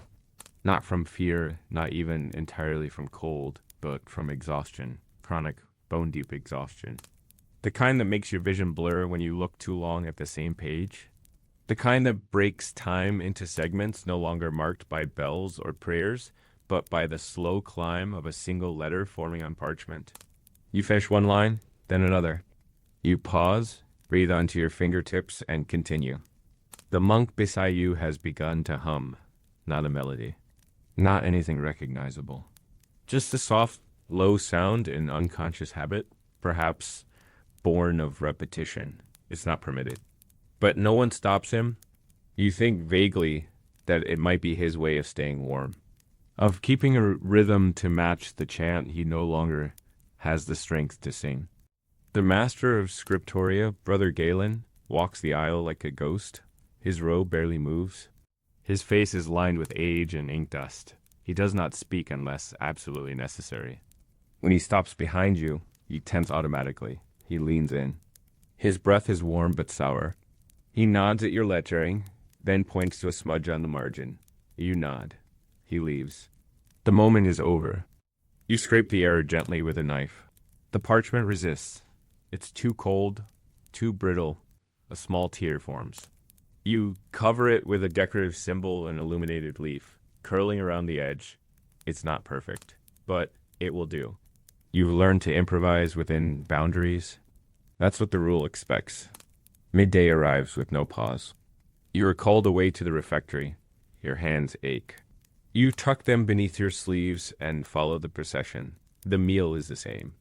A bowl of weak broth, a crust of bread hard enough to chip a tooth. The reader's voice recites scripture in a steady rhythm. You no longer register the content, only the tone. The pace. It's like background wind in your ears. Afterward, you return to the scriptorium, where a new task awaits. Not copying, but binding. A completed text must be sewn into its cover. The materials are rough leather, iron needles, coarse linen threads. The cold makes the leather stiff. The thread won't bend. You force it through the spine, pricking your thumb. Blood beads instantly, stark against the cream-colored parchment. You press it with a rag. Blot it away. You say nothing. Across the room, Brother Simeon drops his inkpot. It shatters on the floor, ink splashing his sandals, staining the hem of his robe. He stares at it for a moment, dazed. Then, slowly, he kneels to clean it. The silence never breaks. No reprimand. No gasp. Just the scratching of quills continuing overhead, like nothing happened. You understand, then? Mistakes are not moments here. They are absorbed, folded into the monastery's rhythm like flaws in stone. Not ignored, but accepted as part of the cost. At twilight, the light fades entirely. Lamps are lit sparingly. Your eyes strain in the gloom. You copy your last few lines by candlelight. You're slower now, more deliberate. A mistake at this hour is harder to fix. The cold has settled into your knuckles again. You curl them into fists, one by one, then stretch them before starting the final page. As you finish, Brother Alaric begins chanting softly from across the room, not aloud, just a whisper under his breath. Ave, Maristella. Hail, star of the sea! His voice is cracked. You wonder if he's singing to God or to himself. Perhaps there's no difference anymore. You close your manuscript carefully. You place your tools in their box. You extinguish your candle. Outside, the wind howls. You walk back to your cell in the dark, every footstep echoing against the stone corridor. You don't speak. No one does. But you chant silently in your mind, the verses stitched into your thoughts like threads binding a book. You lie in bed that night thinking not of food, not of warmth, but of pages, of ink, of the rhythm of a life reduced to marks on parchment and frozen breath on cold glass. You dream of blank vellum, stretched taut and waiting. And in that dream, your quill never runs out. Chapter 8. Sickness spreads in silence. At first, it's just a cough. A faint, dry sound echoing through the cloister corridor before lauds. It doesn't stop the chants. It doesn't break the stillness. It's easy to ignore, even as it repeats. You hear it again 2 days later, louder, raspier. You turn slightly to glance down the line of kneeling monks in the chapel. Brother Matteo is the one coughing. His face is pale. His hands tremble as he folds them in prayer, but he chants on. And no one says a word. Sickness, like cold, is treated here not as an enemy, but as a visitor inevitable, unwelcome, and politely endured. There's no alarm, no medicine, only prayer. When a monk falls ill, he is not removed from duties unless he collapses. Even then, only the most serious cases are taken to the infirmary, a stone-walled chamber with a few cots, some bundles of dried herbs, and an iron brazier for boiling water. It smells of damp cloth, fever, and decay. You pass Brother Matteo again after prime. He's bent over a trough, washing linens with hands so red they look raw. His nose runs, his lips are cracked, and the cough has grown deep, rattling his chest like loose stones. Still, he works. He doesn't meet your eyes. The monastery doesn't break rhythm for illness. The bells still toll, the chants still rise, the rule still binds. The cold still bites. What changes is subtler. A monk missing from the chapel one morning. A gap in the refectory benches. An empty bowl left untouched. You learn to count absences. One morning you arrive at the scriptorium to find Brother Galen missing. He'd been at his post for weeks without pause, correcting your pages, sharpening quills, inspecting bindings. Now his desk is clean, his ink pot dry. No one speaks of him. You whisper a psalm under your breath and begin your work. Later, you hear someone say, "He took to bed, that's all." The phrase carries weight. Most who take to bed in winter do not rise again. By now, you've started coughing too. A soft, persistent tickle in your throat that grows worse in the cold morning air. You hide it well. You keep your head down, press your lips tight when it comes. You drink slowly from the water basin, even though the water stings your teeth. You chew your bread with care, though it scratches your sore throat. You do not speak of it. You do not want to be noticed. Because when you are noticed, you are watched.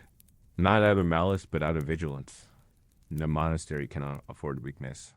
If you fall behind in prayer, in labor, in copying, you are reassigned. And reassignment often means the infirmary. And the infirmary means silence deeper than any you've known. You visited once, days ago, to deliver linens. The room was dim, lit only by a single oil lamp and the flicker of coals. 4 monks lay there, 2 unmoving. One mumbled softly in Latin something between prayer and delirium. The final brother was Brother Hugo. His skin was yellowed, his eyes fluttering. His hands moved across his chest in slow, uncertain gestures. He didn't look at you. You placed the linens beside the brazier and left. That image returned to you now in fragments, his sunken cheeks, his shallow breath. You wonder if he's still there. You wonder if you'll be next?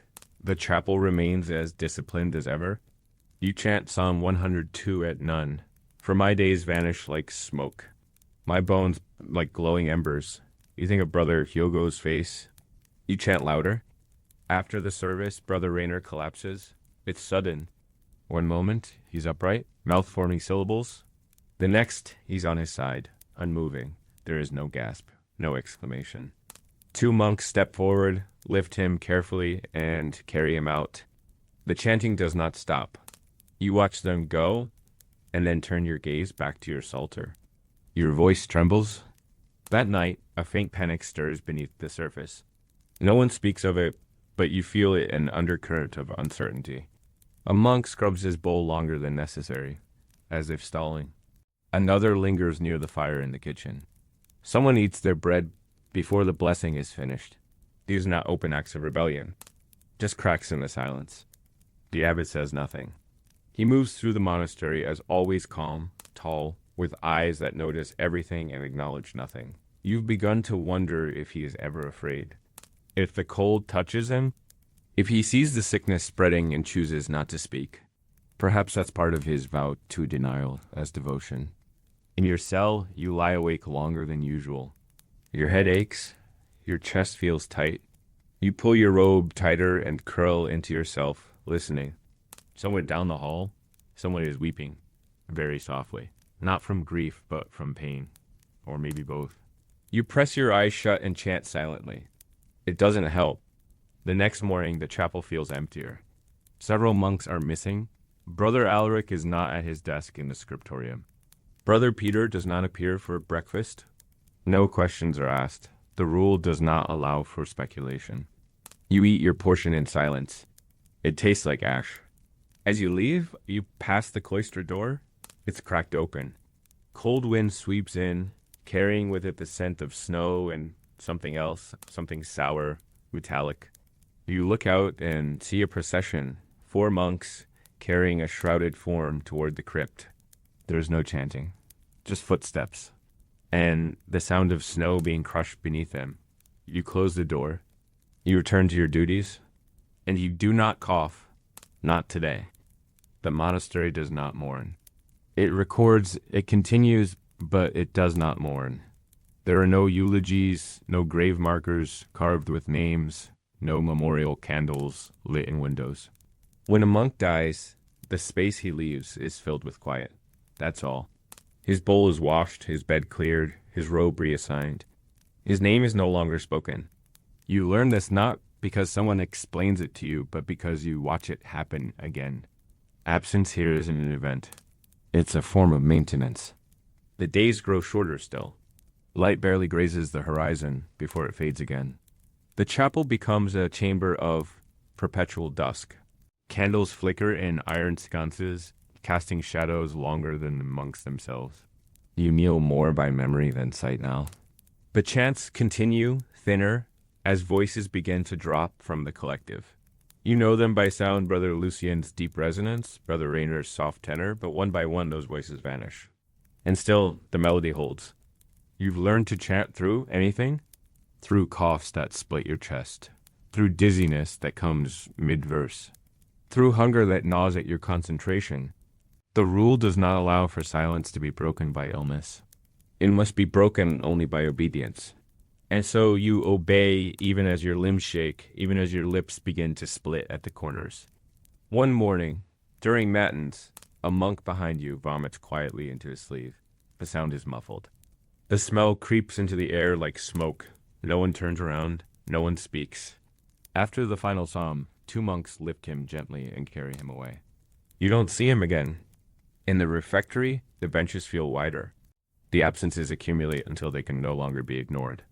You sit with more space between bodies. The bowls echo more when placed on the table.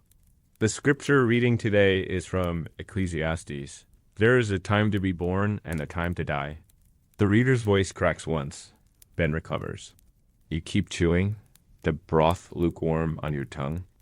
The infirmary is fuller now. You pass it on your way to the wood store. Through the slit in the door, you see cots placed closer together, blankets heaped high but doing little. The smell is stronger lavender and sickness. The herbmaster, Brother Elias, moves slowly between beds, eyes hollow. You wonder how he decides whom to treat. Perhaps he doesn't. Perhaps he just watches like everyone else, waiting for the silence to deepen. You're called to clean the vestibule outside the infirmary later that day. You scrub the floors, hands raw from ash soap and cold water. From inside the room, you hear murmured prayers, some whispered, some fragmented. Not all are coherent. One voice repeats the same line over and over. Deliver me, O Lord. Deliver me. Another chants a psalm you haven't heard in days. Then it stops. When you return to the scriptorium, you find Brother Adric gone. His manuscript, half-copied, remains on the desk. His quill lies beside it, dried and cracked. A drop of wax has sealed a corner of the page. You stare at it for a long time before sitting down at your own station. You begin to write. The ink freezes again. You thaw. Resume. You copy a line from Psalm 73. My flesh and my heart may fail, but God is the strength of my heart and my portion forever. You wonder, as you form each letter, how many monks believed that when the fever set in, whether Brother Adric did. Whether you do, that night, you don't go straight to your cell. You linger in the chapel long after Compline. The candles are low. The air smells of wax, old wood, and illness. You walk slowly to the front of the chapel, where the altar sits cold and untouched. You kneel, not to pray, not to chant, just to sit. The silence here is different than usual. It's not just quiet, it's thick, like the air is layered. As if all the unsaid things, all the grief, exhaustion, and fear have collected in the corners of the room and are watching you. You feel your own heart beating in your ears. You feel the weight of every missing voice. You open your mouth. A sound tries to come out. Not a word, just a breath, shaped like grief, but you swallow it. You remember the rule. You rise. You bow. You leave. Outside, the snow has returned. Heavy, wet flakes falling without rhythm. You walk the cloister slowly, boots crunching, breath fogging. The lanterns are lit only at the corners now. Many have burned out. You reach your cell, shut the door, and stand in the dark. You think of Brother Matteo, of Brother Hugo, of Brother Adric. You wonder who will be next. Your cough is worse now. Your chest tightens when you lie flat. You sleep in short bursts, waking each time your body forgets how to breathe properly. Still, you report to chapel. You copy your verses, you clean what you're told to clean. And you do not speak, even when you feel the heat rise in your chest. Even when the shadows of the missing press closer. Even when you begin to forget what your voice once sounded like, you remain silent, because that's what the rule requires. And because that's what the sickness demands. Chapter 9. The Winter Burial Rites. It happens quietly. The bell doesn't ring any differently. There's no announcement, no call to gather. But by mid-morning, Wordless glances carry the truth faster than sound. Another monk has died. You don't know who at first. You only notice the absence. The bowl untouched at breakfast. The robe still hanging on the hook by the infirmary. The gap in the chapel procession. Later, after sext, a brother whispers to you, not with voice, but with gesture. A slight tilt of the head toward the rear corridor. The crypt. You nod. You understand? You are being called to assist with the burial. It is not your first, but it is your first in deep winter, when the ground is harder than stone and death more intimate. You follow 3 others in silence to the side of the chapel, where a small side door leads down into the cold earth. A stairwell carved from stone leads you into the crypt, a low, narrow space beneath the sanctuary, where bodies are kept until the thaw. The air inside is heavy, not foul, but still. Still in the way of sealed places. The monk lies on a slab, wrapped in a coarse wool shroud, face covered. There's no name on the cloth. No ornament, no cross. Just the body and the silence. You recognize the sandal's brother, Matteo. The cough that kept you awake, the red hands, the bent posture. He lasted longer than most. He still sang at none the day before. Now he is utterly still. The burial party is small, 4 of you. You lift him carefully. His weight is lighter than expected. You feel his body shift in the shroud, bones loose beneath the wool. He must have weighed little near the end. It takes all your effort not to stumble. Not from exertion, but from something harder to name. You carry him out through the cloister. The sky is white, the snow deep and crisp. There are no mourners, no procession of song. Just the crunch of your boots, the sound of your breath, and the shifting wake of the dead. The burial ground lies just beyond the south wall, inside the stone perimeter of the monastery. Simple, flat markers line the earth, now buried in snow. There's no marble, no engraving. Just wood, if weather permits. Sometimes not even that. Today, the snow is too deep to bury him fully. The frost has hardened the topsoil into rock. A shallow trench is dug not with reverence, but with necessity. Brother Elias uses a heated iron spike to break through the first few inches. You and another brother use spades to scrape what you can. It's back-breaking, slow and cold. Finally, the trench is deemed deep enough. You lower the body in, careful, slow. There's no final prayer. Just the 4 of you standing above the grave, steam rising from your shoulders into the wind. You are handed a small clay jar ashes from the last fire, mixed with a pinch of holy water. You scatter it over the shroud. The words of the rule ring in your mind. Let the body be buried with humility, that the soul may rise with glory. You do not know if Brother Matteo found glory. You know only that his cough is gone now. As you shovel snow and dirt back into the trench, you feel a strange emptiness. Not grief, not guilt. Just the simple absence of a voice you had come to expect beside you. The chants will feel thinner tonight. After the burial, there is no break. No warmth. You return to your assigned labor this time, hauling wood from the storeroom to the chapel. The irony does not escape you. You carry warmth now, hours after carrying death. The logs are rough, heavy. You grip them with hands that still smell of earth and ash. Inside the chapel, the candles are burning low. You place the log in a brazier in the sacristy, though you know they'll be used sparingly. Fire is rationed, even in mourning. Especially in mourning, the rule warns against comfort in the face of loss. Let not the death of a brother disturb the order of the house. And it doesn't. You return to your seat. You kneel. At vespers, his voice is missing. The others chant as always, steady, unwavering. You join them. You mouth the words. But they don't carry the same rhythm. They echo strangely in your ears. Offbeat, thinner, lopsided. Afterward, you walk the cloister alone. Snow drifts in the corners. A single lantern burns near the entryway.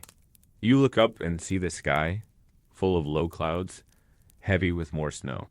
You think of the shallow grave, of the other bodies waiting in the crypt below, of the ones that might be added soon. The monastery doesn't speak of death. It doesn't fear it. It absorbs it. Each loss becomes part of the silence, woven into the walls, into the stone underfoot, into the wind through the arches. In your cell that night, you remove your sandals slowly. Your feet are raw. Your fingers crack. You light your candle. Its glow flickers against the wall. You open your psalter and read a verse aloud quietly, barely more than breath. The Lord is near to the brokenhearted and saves the crushed in spirit. You're not sure if you believe it, but the words settle into the silence like a stone into snow. You close the book. You lie back, and in the dark you listen to the wind, to your cough, to the missing voices in the night. The next morning, nothing has changed. The bells still toll. The monks still gather. The chants rise with the same solemn rhythm, unmoved by the previous day's burial. Brother Mateo's name is not mentioned. His bed is already stripped, his robe folded for reassignment. The wooden marker in the burial ground is no different from the others.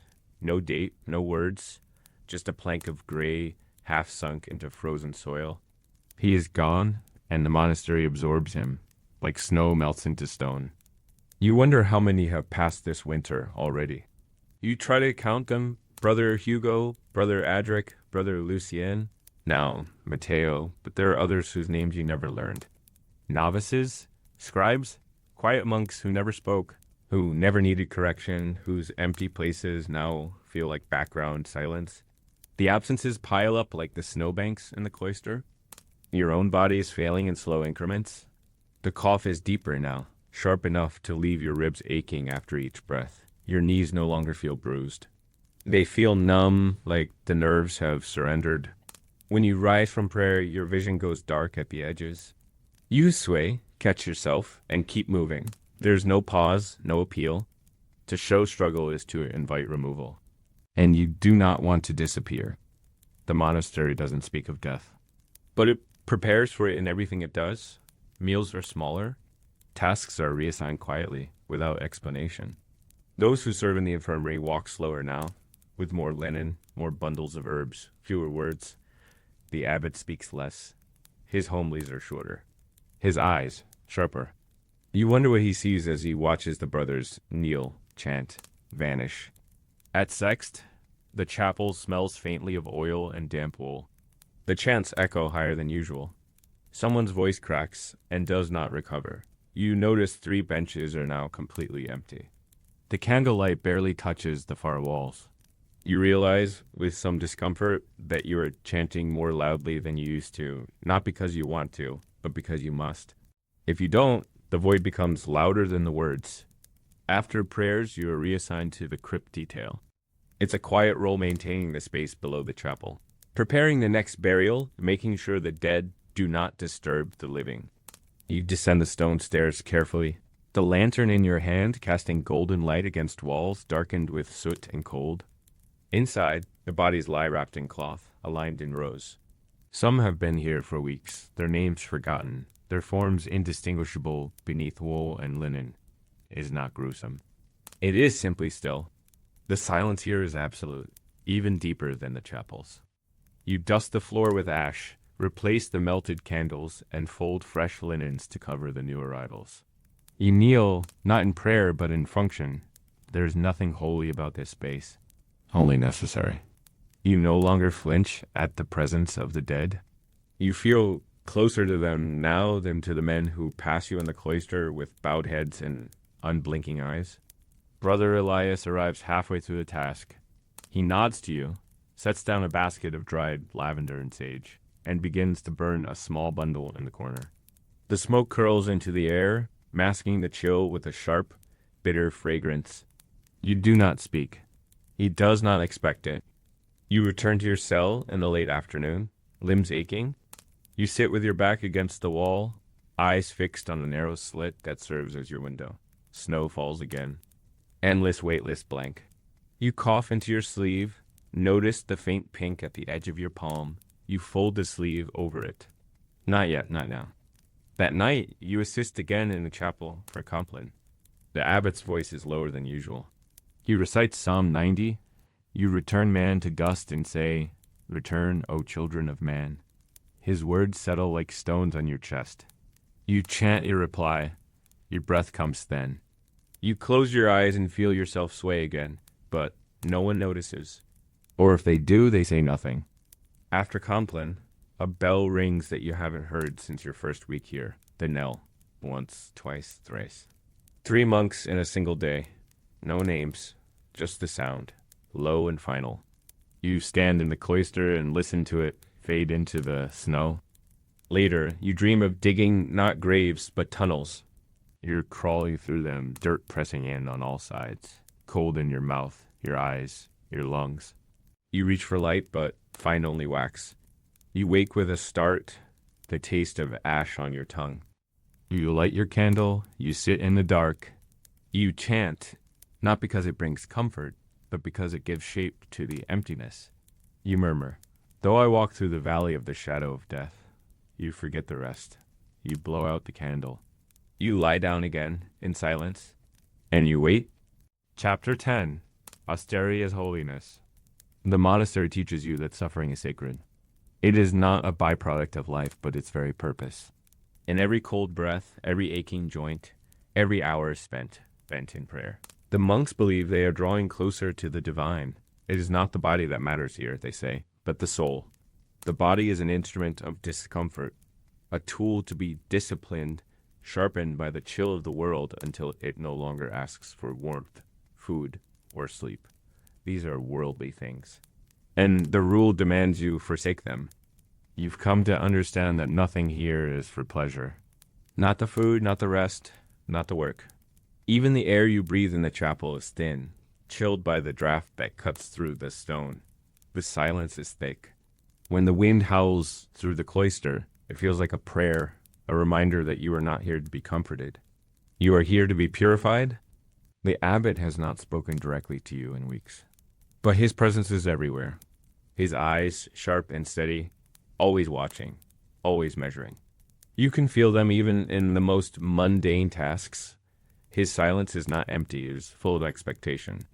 The monastery exists within the confines of his gaze, a world built on his rules. You follow them not because you want to, but because the punishment for breaking them is far worse than the quiet suffering you endure. And yet there is part of you that understands, that feels the discipline, not as cruelty, but as truth. You begin to understand why the monks accept their frailty without protest. They see it as the path to holiness. In their eyes, suffering brings the soul closer to God. And in their belief, this suffering, this hold, this hunger, this perpetual aching is what will redeem them. You wake, as always, before the bells toll. There's no respite, no morning to look forward to. You dress quickly, the cold seeping into your bones the moment you leave your bed. The robe you wear, thin and threadbare, does little to protect you. Your breath clouds in the air. The chapel is as cold as always, its stone walls heavy with frost. But you do not think of it as discomfort. You think of it as a gift, a trial meant to strip away your earthly desires, to prepare you for something beyond this world. Matins begins, the chant rising in unison, every voice steady despite the cold that presses in from all sides. You kneel, your body aching from the long hours spent in the same position. Your knees throb with each shift of your weight, but the pain is not something you wish to escape. It is something you have come to accept. The body is a vessel of suffering, and suffering is what will bring you closer to the divine. There is no room for complaint in this belief. The service ends and you rise stiffly from your knees. The other monks file out in silence. You move with them, shuffling toward the refectory for a meager meal. The bread is hard, the broth thin, but you no longer feel hunger as you once did. The longing for food has dulled. Instead, you eat because it is required, because the rule demands you partake, even when the body has no desire to do so. The work that follows is as grueling as always. The floor must be scrubbed, the wood must be stacked, the stones in the courtyard must be cleared of snow. You do not think of it as labor. You think of it as discipline. Every motion is part of the process of purification. You do not complain when your hands grow raw, when your back aches from bending, when the cold seeps through your sandals and numbs your feet. It is part of the vow. You do not question it. You embrace it. In the scriptorium, you return to your task-copying scripture, the words forming slowly beneath your quill. The ink freezes again. You warm it, stir it, and continue. The parchment is brittle beneath your touch. It resists, but you press on. The task is not about speed or efficiency. It is about dedication. It is about putting aside your comfort for the sake of the work. And you have learned to do that. You have learned to work through the cold, through the hunger, through the pain. It is what the rule demands. It is what your soul requires. At Vespers, the chant takes on a different tone. The words feel heavier, laden with meaning. You no longer sing because you must. You sing because the act of singing has become a part of you. The rhythm of the chant has become the rhythm of your heart, the motion of your body. You are not singing to God. You are singing because the song itself is sacred, because the repetition of the words binds you to something greater than yourself. When the service ends, you return to your cell, the same hollow ache in your stomach, the same stiff joints. But the hunger no longer bothers you. It is simply a part of life here. You lie down in your straw bed, the cold pressing in on all sides. But the cold no longer frightens you. It is part of the purification. You close your eyes and let it seep into your bones. As you lie there, you realize something. The monastery has not taken your comfort. It has not stolen your happiness. It has stripped away your need for them. It has taught you to endure, to embrace suffering as a part of your existence, to see the body not as a source of pain, but as a tool for transformation. You do not know if you believe in holiness anymore, but you know you believe in the rule, and the rule has shown you a new kind of peace. Tomorrow, you will rise, you will chant, you will work, you will suffer, and you will embrace it because that is what the monastery demands. It is not mercy, you see. It is purification. And the pain, the hunger, the cold, they are the price you must pay for that purity. And for the first time, you think you may be ready to pay it. The pain has become something to count on. It is not an enemy anymore, but a companion persistent, heavy, and unyielding. When you wake before the bell tolls, when your legs resist movement and your breath catches in your chest, you no longer think of it as discomfort. It is simply the price of the day. You have paid it countless times now, and each time you do it without hesitation, without question. The rule does not require you to question your suffering. It requires you to endure it. You rise, as always, with the first bell. The dark is thick outside your window, and the cold is sharp enough to bite through your robe. You dress quickly, feeling the numbness creep into your fingers as you knot the sash. The chapel waits ahead, as it always does, its stone walls echoing with the silent promise of hours spent kneeling and chanting. The air inside is colder than usual. A new chill has set into the stone, one that seems to cut through your robes and into your bones, but you do not flinch, you do not complain. The chants begin, as they always do, slow and deliberate, a steady rhythm in the dim light. The other monks kneel beside you, their faces as hollow as yours. You no longer see them as individuals. They are the body of the monastery, the living extension of the rule, and their suffering is no different from yours. You chant, your voice blending with theirs, but you are no longer aware of the words. You are no longer aware of the sound of the psalms or the incense drifting in the air. Your mind has narrowed to the rhythm of the prayer, to the ache in your knees, to the cold that presses in from all sides. You focus on that. The silence between the words, the space that surrounds the chant. That is where you exist now, not in the warmth of faith, but in the cold of obedience. After matins, you shuffle to the refectory. The bread is as hard as ever, the broth thin and tasteless. You eat it without thinking, without feeling the hunger or the satisfaction.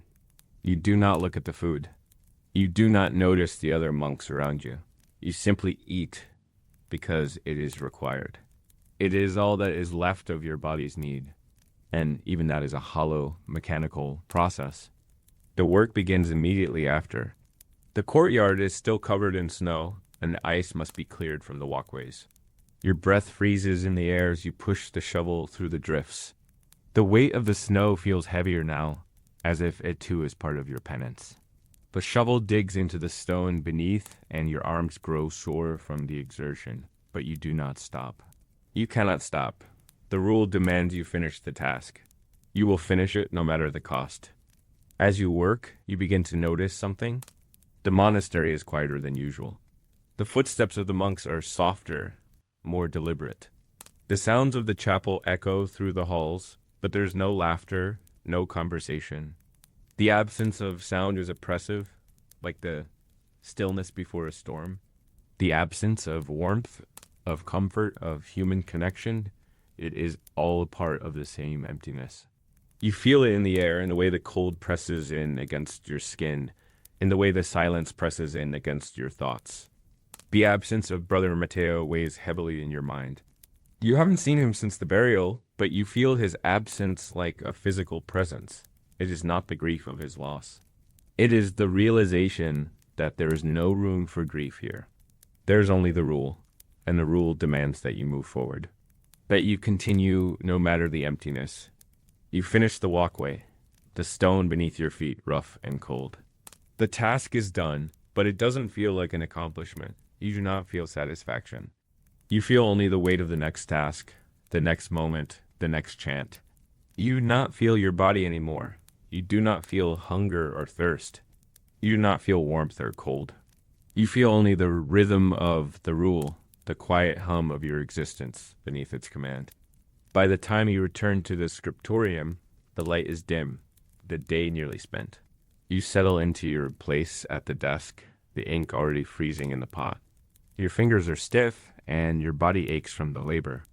You try to steady your hand as you copy the next line of scripture, but the tremble won't stop. You do not think of it. You do not think of the mistake that will come if you cannot steady yourself.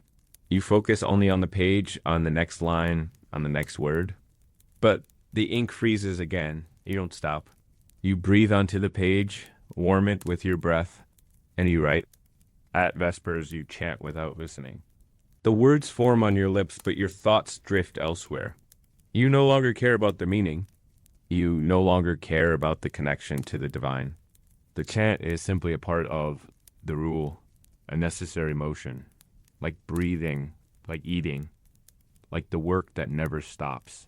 You do not question it. You do not question your life here. You simply endure. That night, you return to your cell and sit in the dark, your hands shaking from the cold. You cannot remember the last time you felt warm. You cannot remember the last time you felt anything but this hollow, steady ache. You try to think of the warmth of the fire, of your family, of anything that might remind you of a life before the monastery, but nothing comes. The memory fades like smoke, like mist. There is only the rule, and the rule is everything now. You lie down, the straw scratching at your skin, and listen to the wind outside, the faint creak of the stone as the building shifts in the cold. You think of nothing. You feel nothing. Tomorrow you will wake and you will chant. You will work. You will endure. And the rule will continue as it always does, because that is what you have been taught. That is what you have become. Chapter 11. The End of Endurance. You wake in the dark. You cannot remember how many days have passed, only that the bell tolls and your body responds. The cold is sharper now, biting through the thin walls of your cell and settling into your bones. It presses on your chest as you breathe, making the air feel thinner. You cough once, just once, but it feels like something worse. The sound rings in the silence, but no one else will hear it. No one ever hears you anymore. The bell calls you the matins. Your legs barely hold you as you rise, and for a moment you wonder if you will be able to make it to the chapel. But the rule doesn't ask if you can. It only asks that you do. And so you move, shuffling across the frozen floor, your robe clinging to your skin as you make your way through the monastery. The lanterns are dimmer than usual, the shadows heavier. The other monks are silent as they gather for the service. There is no small talk, no greetings. There is only the quiet shuffle of feet on cold stone, the faint sound of breath, and the ever-present ache in your chest that has now become part of you. In the chapel, the cold presses in like a physical presence, filling every inch of space. You kneel on the stone, feeling the chill seep through your robe and into your bones. Your knees protest, but you do not move. You cannot. There is no comfort here, no warmth, no reprieve, only the rule. and the rule demands you endure. The chants begin, a low, steady hum that fills the space. You join in, your voice hoarse but steady, the words flowing like a river you can no longer see clearly. Psalm 51 again. Have mercy on me, O God, according to your loving kindness. The words are familiar, like old friends, but they no longer carry the same meaning they once did. You do not feel the weight of the prayer as you once did. The connection to something higher, something beyond the walls of the monastery, now the words are just sounds. You chant not because you believe, but because it is what you do. You rise at the end of the service, your body stiff, your hands shaking from the cold. You file out with the others, but you do not look at their faces. You do not look at anything. You only move forward, your feet carrying you to the refectory where the meal awaits. The bread is stale, the broth thin, but you eat it without thought. The hunger has dulled now, reduced to a constant pressure in your stomach. You no longer feel the sharp pangs you once did. You no longer feel anything, really. The work is waiting for you after the meal. There's always work scrubbing floors, hauling firewood, cleaning the courtyard. The tasks never end. They are the same every day, and you perform them without thought, without energy, but with a kind of determination that has become instinct. The cold bites deeper now, not just in your bones, but in your soul. You can feel the numbness spreading through you, and you do not care to stop it. It is easier this way. Easier to be numb to it all. Easier to disappear into the rhythm of work and prayer. The scriptorium awaits, the coldest room in the monastery. You sit at your desk, your fingers stiff from the work and the chill. The ink freezes before you can use it, but you warm it, continue, as you always do. The words blur together. You no longer know what you are copying, only that you must continue. The parchment is brittle, the ink sluggish. Your hand trembles with each stroke, but you do not stop. You do not question it. There is nothing else. At Vespers, the chant echoes through the chapel, but it feels distant now. The words are the same, but they have no meaning. The monks stand in their places, their eyes fixed on the altar, their faces as hollow as yours. No one meets anyone's gaze anymore. The silence is thick, heavy, like a physical weight pressing down on you. You feel it in your chest, in your stomach, in your legs. It's the silence of a place that has forgotten how to live, a place where even the pain has faded into something dull and distant. You are not sure when it happened, but you realize now that you have stopped expecting anything. You no longer expect warmth. You no longer expect kindness. You no longer expect to feel anything but the cold, the hunger, the work. You have become part of the monastery, not a person within it. You are a body, a vessel for suffering, and that is all. The night comes and you return to your cell, the same as always. The straw on your bed is stiff, the room cold. You lie down, pull the blanket tight around you, and wait for sleep. You don't pray anymore. You don't think. You just wait for the next day, for the next round of prayer, for the next task. There is nothing more, nothing else. You wake again to the bell. You move again, silently, through the cold, through the dark. The monastery hums with the same rhythm, the same indifference to your pain. The rule calls you to its endless service, its endless work, and you obey. Because that is all you can do now. The world outside is a memory, and inside the walls of the monastery, the rule is everything. And you endure. The days bleed into one another. Time has lost its meaning. Here, morning and evening are marked only by the bell. The toll that announces the passing of another day, the completion of another cycle. You no longer count the hours or the meals. You no longer measure the tasks. The cold has stolen your ability to care about anything but the moment you are in. Each breath an effort, each movement a chore. You begin to notice how your body is changing. The ache in your joints never goes away anymore. It has settled in your knees, your elbows, your back, and each morning, it is a reminder that your body is slowly breaking down. Your muscles are wasting away. Your fingers have become stiff claws, and the constant cold makes everything feel like it's encased in ice. The hunger gnaws at you, but it's become a dull throb, less urgent, more constant. There's no longer any expectation of relief. You eat because you must. You pray because you must. You work because you must. In the scriptorium, the ink freezes faster now. You struggle to keep it warm enough to write, but the quill slips in your hand, and the parchment feels more fragile with each passing day. You can see the faint tremor in your hands, the flicker of exhaustion in your eyes, but you force yourself to keep going. You cannot stop. The rule demands you continue. And so you do. The monotony is unbearable, yet it is also comforting. It is predictable, reliable, the same cold, the same tasks, the same aching body. There's nothing to question. The rule has settled around you like a heavy cloak, suffocating, but also protecting you from the world outside. You've stopped thinking about escape. You've stopped thinking about warmth. You've stopped thinking about anything beyond the next task, the next prayer, the next moment in this unending cycle. At Compline, your voice cracks when you chant. You're not sure if it's the cold or the exhaustion or the constant tightness in your chest, but it doesn't matter. No one notices. No one is listening to you. They're all too focused on their own suffering, their own endurance. Your voice is just one among many, a part of the great hum of obedience that fills the monastery.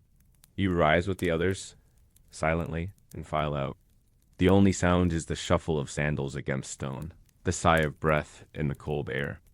You pass by the infirmary, and this time you can't ignore the low moan coming from inside. It's soft, barely audible over the wind, but it is there. The sound is enough to make you stop for a moment, just outside the door. You press your ear to the wood, but you hear nothing more. The moaning has stopped, and the silence is once again absolute. You don't know who is inside, but you feel the weight of their presence, of the sickness that is spreading through the monastery, like a slow tide, creeping into every corner, every cell, every life. The body is failing all around you, but it is not acknowledged. The rule doesn't leave room for illness. It doesn't leave room for weakness. It doesn't leave room for fear. So, you do not fear? You do not question. You simply endure. The next morning, you wake to find that Brother Elias is missing. His bed is empty, his robe folded neatly at the foot of the cot. You're not surprised. You have learned that absence here is normal.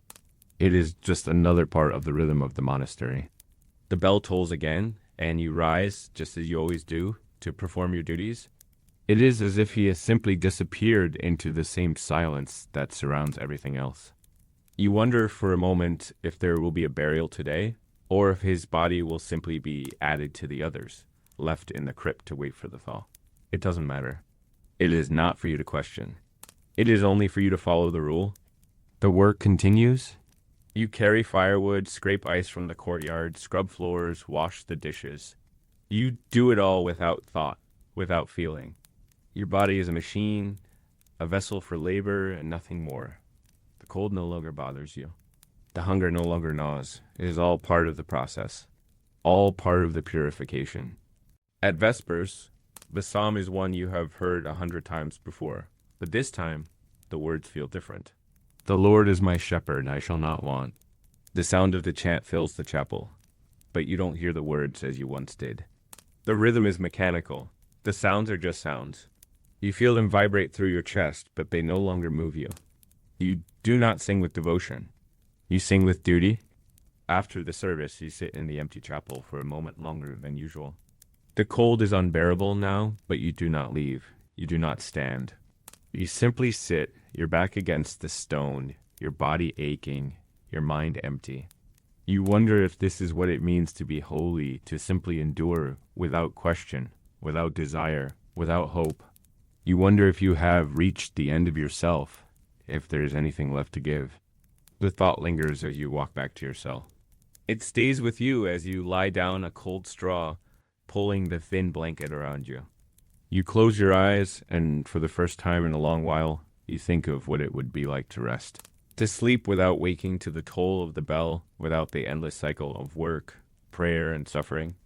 But the bell rings again, and you rise because that is what you do. And you endure. Chapter 12. The betrayal of the body. The bell tolls again. And again. And again. The sound has become more of a heartbeat than a call to worship. You don't rise to its summons anymore. Your body rises, as it must, but your mind drifts in the shadows before the bell even finishes. The chill that has settled deep in your chest now feels permanent. It is no longer the cold of the monastery, the cold of the stone floors, or the wind that slices through the cloister, but something deeper, something that has taken root inside you. Your fingers are stiff. Your legs feel slow and heavy. Every morning is the same. You drag yourself from the straw, pull on the same robe, and shuffle to the chapel. The steps are mechanical, and you follow them without thought. The monks file in behind you, as they always do. The ritual of prayer begins without a hitch. No one speaks, no one flinches. You are just one more part of the endless cycle, and you move with it. At matins, you can barely focus on the psalm. The words blur together, sound only half-formed. The ink on your manuscript is no longer the only thing that freezes.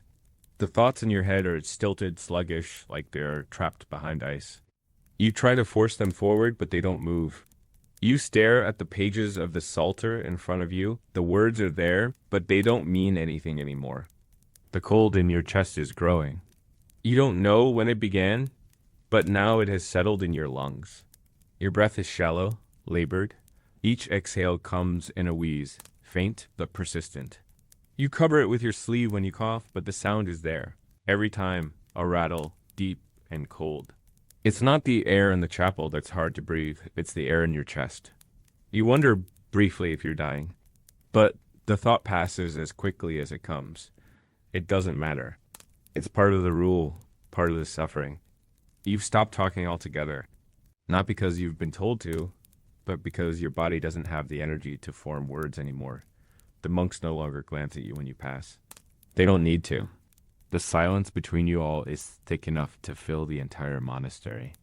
By the time the bell tolls for terce, you're already feeling the ache in your body, the dizziness in your head. Your limbs feel lighter than they should. The ache in your knees is no longer an occasional throb. It's constant. A dull pressure with every step. You try to ignore it. You've learned that ignoring it is the only way to get through the day. You pick up the wooden bucket and carry it to the courtyard to fetch water, your legs unsteady beneath you, but still, you continue. You wonder if the monks around you are noticing your slow pace, your unsteady steps. You try not to think about it. The rule doesn't leave room for weakness. There's no space for discomfort. The work must continue, regardless of what your body tells you. In the scriptorium, your hand trembles as you hold the quill. The ink pot is almost empty, but it doesn't matter. You dip your quill, try to write, but the words don't come out right. They're misshapen, clumsy, like your hands have forgotten how to move properly. The tremor in your fingers is worse today, and your vision is blurry around the edges. You try to ignore it. You try to focus on the task. But the words are fading. The monks around you work silently, their quills moving quickly and steadily. You can hear the scrape of the nibs on parchment, but you can't keep up. You feel yourself falling behind. But it's not just the task. It's everything. The chants, the work, the prayers, they all feel distant, like you're watching from a place too far away to reach. At lunch, you eat without taste. The bread is stale. The broth is thin. You swallow it because you must. You notice for the first time that your teeth are loose. There is a dull ache in your gums, and the taste in your mouth is bitter. You try to ignore it, but it lingers, sour and persistent, like the cold in your chest. The monastery has stopped feeling like a place of devotion. The walls feel like they're closing in, the silence pressing on you from all sides. You don't know if it's the cold that's making you feel this way, or the hunger, or the endless work that stretches before you like an eternity. But something inside you is breaking. You return to the scriptorium, and this time, the quill falls from your hand. It hits the desk with a soft clink, and you don't move to pick it up. Your head is swimming, your vision flickering in and out. You are no longer sure if you are awake or dreaming. The room feels too quiet. The monks are still working, their faces pale and hollow, but they don't seem to notice you. Or maybe they do, but it doesn't matter. They are all as empty as you are now. You've stopped hearing the chants. The words have become a drone, a hum that doesn't carry any meaning. Your head feels too heavy to hold up. The tremors in your hands spread to your arms, your legs. You want to lie down, close your eyes, let the darkness take over. But you don't dare. You feel the cold creeping up your spine. You feel the ache in your chest getting worse, the breath coming harder, shallower. Your cough is louder now, raw and painful, but you cover it with your sleeve. You don't want anyone to notice. You don't want to be removed? You can't be. Not yet. The bell rings again. It's time for Vespers. You rise, your legs shaking beneath you, and shuffle toward the chapel. The monastery hums around you, but you don't hear it anymore. You don't hear anything. Your body has betrayed you. The cold has betrayed you. The rule has betrayed you. You kneel in the chapel, the stone unforgiving beneath you. You close your eyes, but the darkness isn't the peace you once thought it would be. It is heavy, oppressive, like the weight of your body pressing down on you. You breathe, but it's not enough. The cold has settled deep inside you, and now you realize it has nowhere to go. Chapter 13, The Edge of Endurance. The bell tolls again. You know, this sound, this rhythm, this constant summons, it calls you out of the dark, pulling you from the clutches of fitful sleep, from the half-dreams that no longer offer relief. It is a sound you have grown to dread, and yet it is the one thing that has remained steadfast through all the cold, the hunger, the sickness. It marks the beginning of another day, but it also marks the end of everything that used to be. You have stopped counting the days. Time has become irrelevant here. The only measure of your existence now is the toll of the bell, the hollow ache in your chest, and the endless repetition of tasks and prayers. There is no beginning or end, only the constant march of the rule. And you are just one of the many who follow it blindly, silently, without question. The morning is as cold as ever. You rise, stiff from the straw bed that offers no warmth, no comfort. Your body feels heavy, slow, but you force yourself up, the cold seeping into your bones the moment you move. The robe you wear is threadbare, barely enough to shield you from the frost that clings to the stone walls, but it doesn't matter. You don't feel the cold anymore, not in the way you used to. It is just another part, the suffering, another part of the purification. You shuffle to the chapel, joining the others who are already kneeling. The sound of the chants fills the air, but it feels distant, muffled, like you're hearing them through water. Your breath comes in shallow gasps, and your chest tightens with every inhale. You try to push through it, try to focus on the words, but they slip through your mind like smoke, leaving nothing behind. Psalm 23. The Lord is my shepherd. I shall not want. The words are familiar, but they don't comfort you anymore. They feel empty, hollow. You have heard them so many times, recited them so many times, that they have become nothing more than sounds. The meaning, if there ever was one, has long since faded. You cannot remember when you last felt warmth. The chapel, the refectory, the scriptorium, everything is cold now. The monastery has become a place of perpetual winter, a place where the cold and the silence are the only things that endure. You have learned to survive in this frozen world, but survival has come at a cost. Your body, once strong, now feels like a shell, hollow and brittle, held together only by the force of habit and the rule. At breakfast, you eat without thinking. The bread is stale, the broth thin, but you no longer care. You chew mechanically, swallowing without tasting. You don't even notice the monk beside you coughing, his chest rattling with each breath. It doesn't matter. You all share the same suffering, the same cold. No one speaks of it. No one acknowledges it. You are all here to endure, to suffer, to disappear into the silence. The work comes next, just as it always does. Scrubbing floors, hauling firewood, clearing snow from the courtyard. Each task is a repetition of the last. A motion that has become as ingrained as breathing. You no longer question it. You no longer wonder if there's something else, something more to life than this. The ruler has taken that from you. It has stripped away everything but the labor, the prayer, the cold. You notice as you work that your body has grown weaker. Your legs tremble beneath you. Your hands shake as you grasp the broom or the shovel. The tasks that once seemed simple are now exhausting, but you do not stop. You do not rest. There's no time for that. The rule demands that you continue no matter the cost, and the cost is becoming clear. In the scriptorium, you sit at your desk, but the words no longer make sense. The parchment feels like sandpaper against your fingers.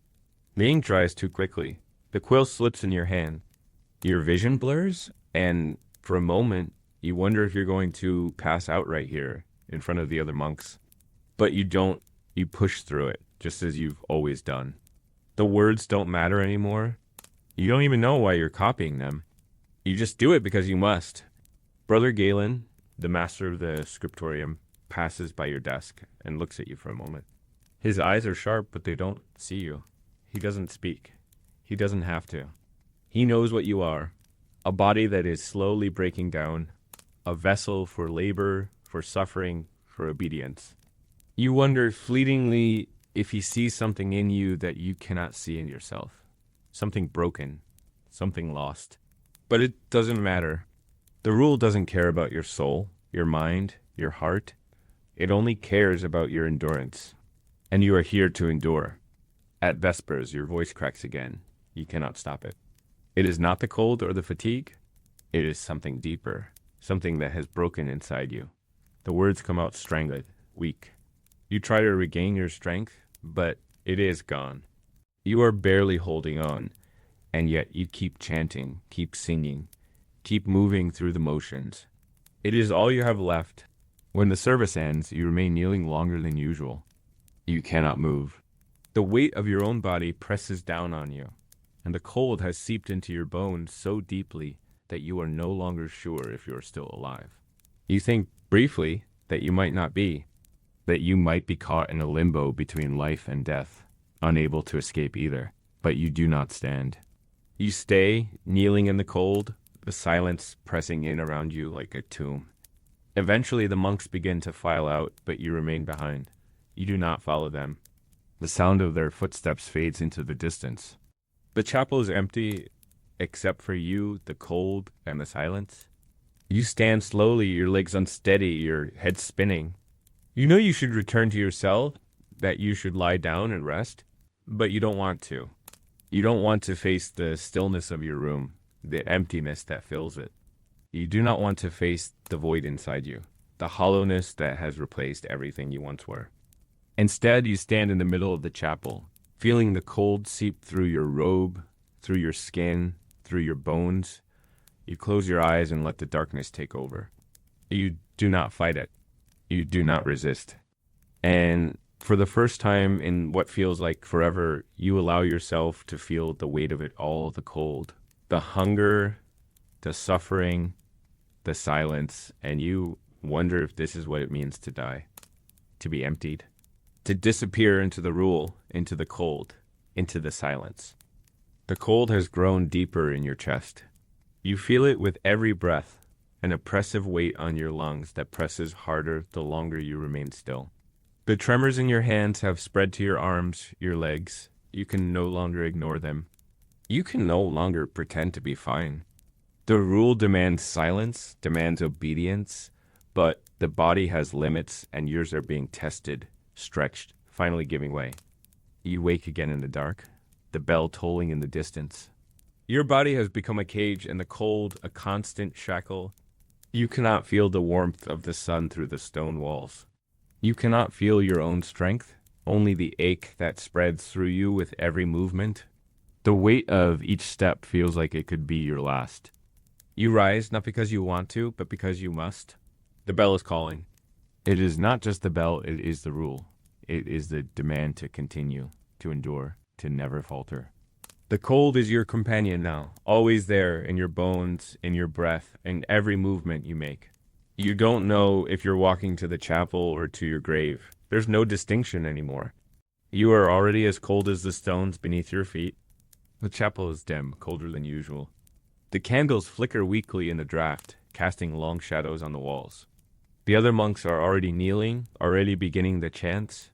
Their voices rise, but your own feels distant, a hollow echo. You are here, but not here. The words come out of your mouth, but they are not your own. They are part of the liturgy, part of the rhythm of the monastery, part of the silence you've come to live in. You are not sure when it happened, but you realize that you no longer care about the words. You no longer care about the prayers or the hymns or the rituals. You do them because you must, because they are what the rule demands, but they no longer hold meaning. The cold, the ache, the exhaustion, they are the only things that are real to you now. They are the only things that matter. You wonder vaguely if this is what holiness feels like. This numbness, this emptiness, this constant, unrelenting suffering. You kneel, your knees protesting, your breath shallow. You try to focus on the prayer, on the chant, but it slips through your fingers like water. Your vision is blurred at the edges, your chest tight with each breath. You think you might faint. But you don't. You press on, as you always have. You do not let the body win. You do not let the cold win. When the chant ends, you rise with the others. The silence that follows feels heavier than usual. No one speaks. No one moves too quickly. The monastery has become a place of slow motion, of hesitation, of waiting. The monks file out of the chapel without a word, moving as if they are all in the same trance, the same haze. You are no longer sure where you end and they begin. You are part of the monastery now, part of the silence that fills the halls, the cold that fills every crack in the stone. In the refectory, the bread is the same hard, dry, tasteless. The broth is thin, barely enough to coat your stomach. You eat because you must. You drink because you must. You feel nothing but the ache in your bones, the tightness in your chest, the emptiness that has become your constant companion. There is no joy in the meal, no relief. Only the ritual of consumption, the unspoken rule that you must continue, no matter how little your body has left to give. The work continues. You are assigned to scrape ice from the courtyard, to gather firewood, to carry water. The tasks are endless, each one as cold and thankless as the last. You do them because you must. You do them because the rule demands it. But each movement, each action, feels like it takes more of you. Your body is slowing down. Your legs are heavy, your back stiff. Every step is a struggle. Every breath is a battle. But you do not stop. You cannot stop. By the time you return to the scriptorium, you feel like you've been walking through fog. The cold is unbearable now. You can't feel your fingers, can't feel the quill as it scratches across the page. The ink freezes before you can dip your pen. You warm it with your breath, but it doesn't help. You try to focus on the task, on the words you are copying, but they blur together in front of you. The letters are no longer clear. The parchment shakes beneath your hand. You're not sure if you're writing or if you're just moving through the motions. You try to steady yourself, try to remember what you're doing, but everything feels like it's slipping away.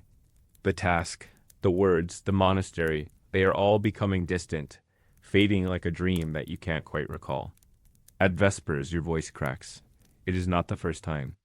You have grown accustomed to the strain in your throat, the dry, raspy sound that emerges when you try to sing. But today, it is worse. The words come out weak, barely audible. You try to push through, but the ache in your chest is too great. The cough rises again, harsh and ragged, but you swallow it down, forcing yourself to stay silent. The monk beside you glances at you, but says nothing. No one speaks anymore. The silence has become a language of its own, and in it, you can hear everything: your weakness, your failure, your surrender. You want to leave. You want to escape the cold, the hunger, the endless repetition, but you do not. You finish the service and shuffle back to your cell.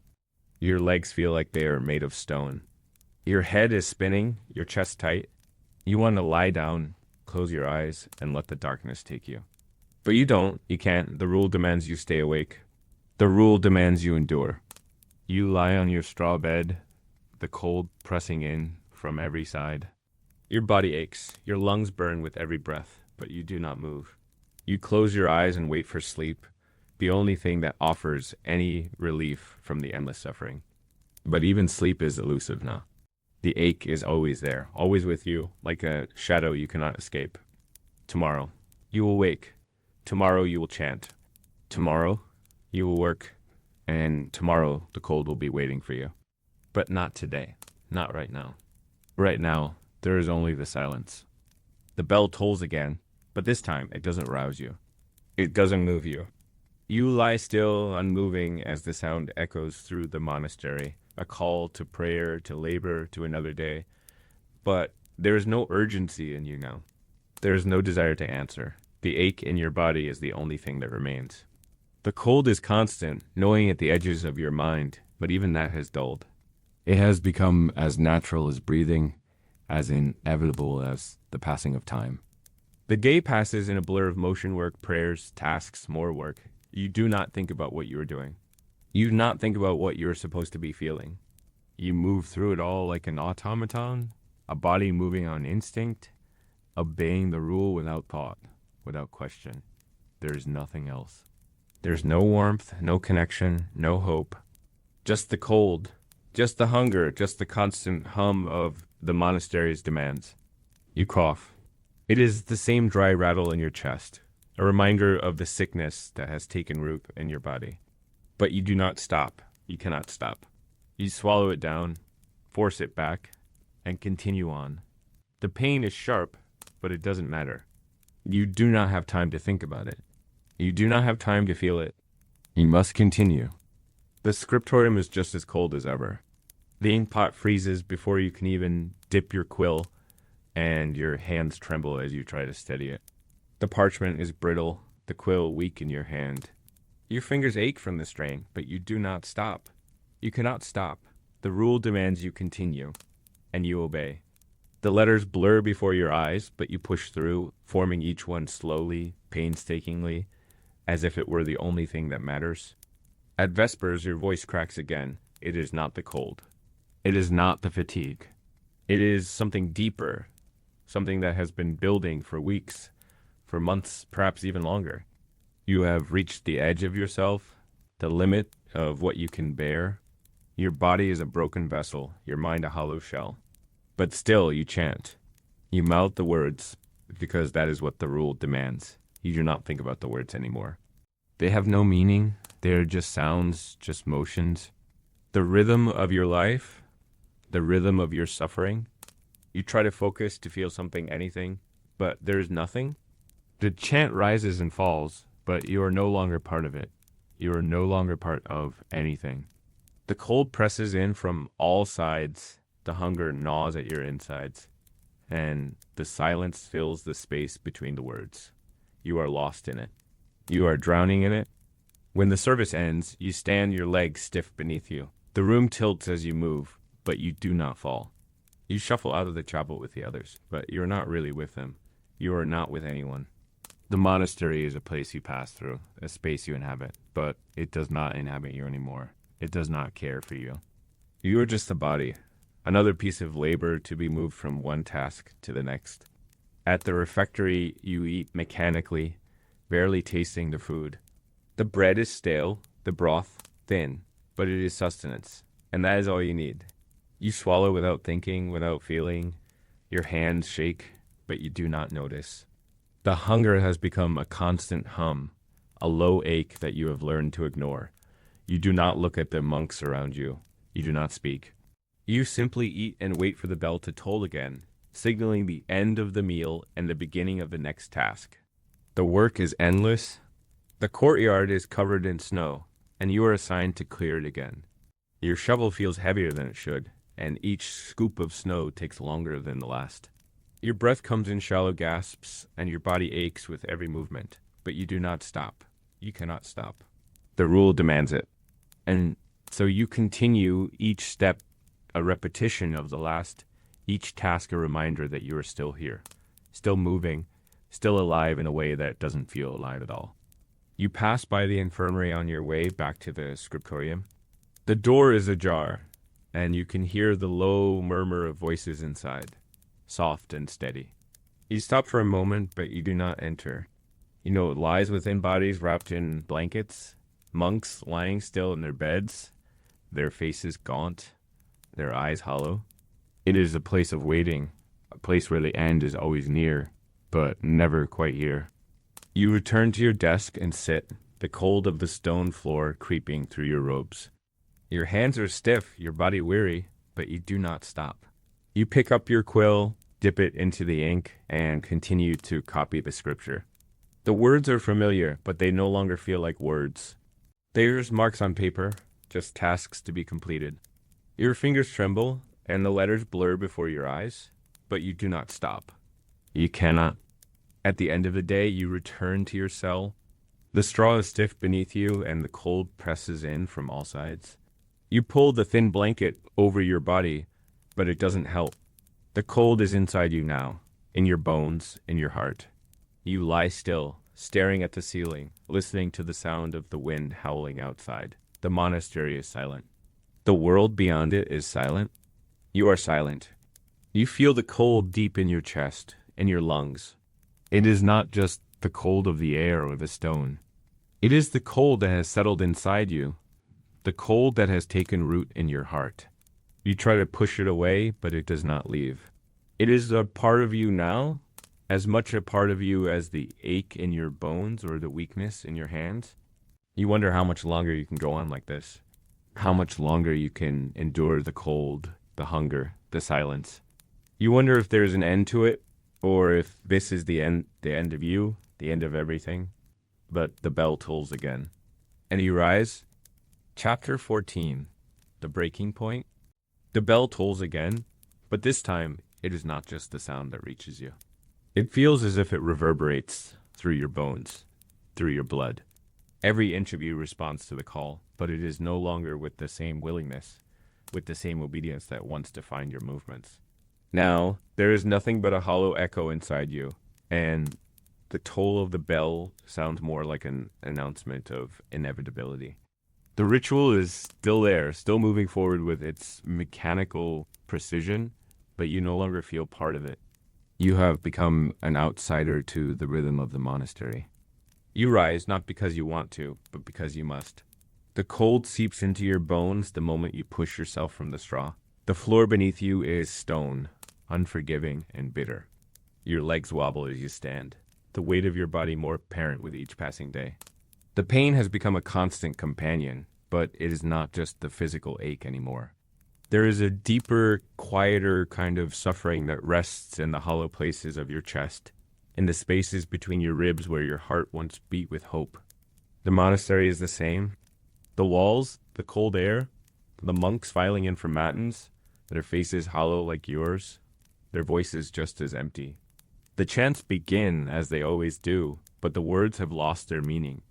They are not prayers anymore, they are just sounds, just syllables strung together to fill the silence. You chant your voice barely more than a rasp, barely more than a breath, and you wonder if anyone notices, if anyone can hear the truth beneath the hollow notes. As you kneel, your knees protest, but you do not move. You stay still, feeling the weight of your body pressing against the stone, feeling the ache in your chest deepen. You want to scream, to rise from the floor and run far away from this place, but the rule does not allow for such things. There's no escape. There's only the endless repetition, only the cold, only the ache. After matins, the monks file out, and you are left standing in the chapel, alone. For a moment, the silence is oppressive, more so than usual. You listen to the sound of your own breath, shallow and labored. You want to close your eyes, to shut out the world, to slip into the darkness that beckons from the corners of your mind, but you do not. You cannot. You open your eyes and force yourself to move. The refectory is waiting, the same meager meal, the same stale bread, the same thin broth. You eat because you must, but the food does not nourish you. You feel the emptiness grow, not just in your stomach, but in your soul. The hunger is no longer just a physical thing, it is the absence of everything you once held dear. The warmth of a meal, the comfort of companionship, the sense of belonging to something outside of this place, these are the things that have been stripped from you, one layer at a time, until there is nothing left. The work continues as it always does, scrubbing floors, hauling firewood, clearing the snow. Each task is a repetition of the last. Each task is an endless cycle of labor, of duty, of silence.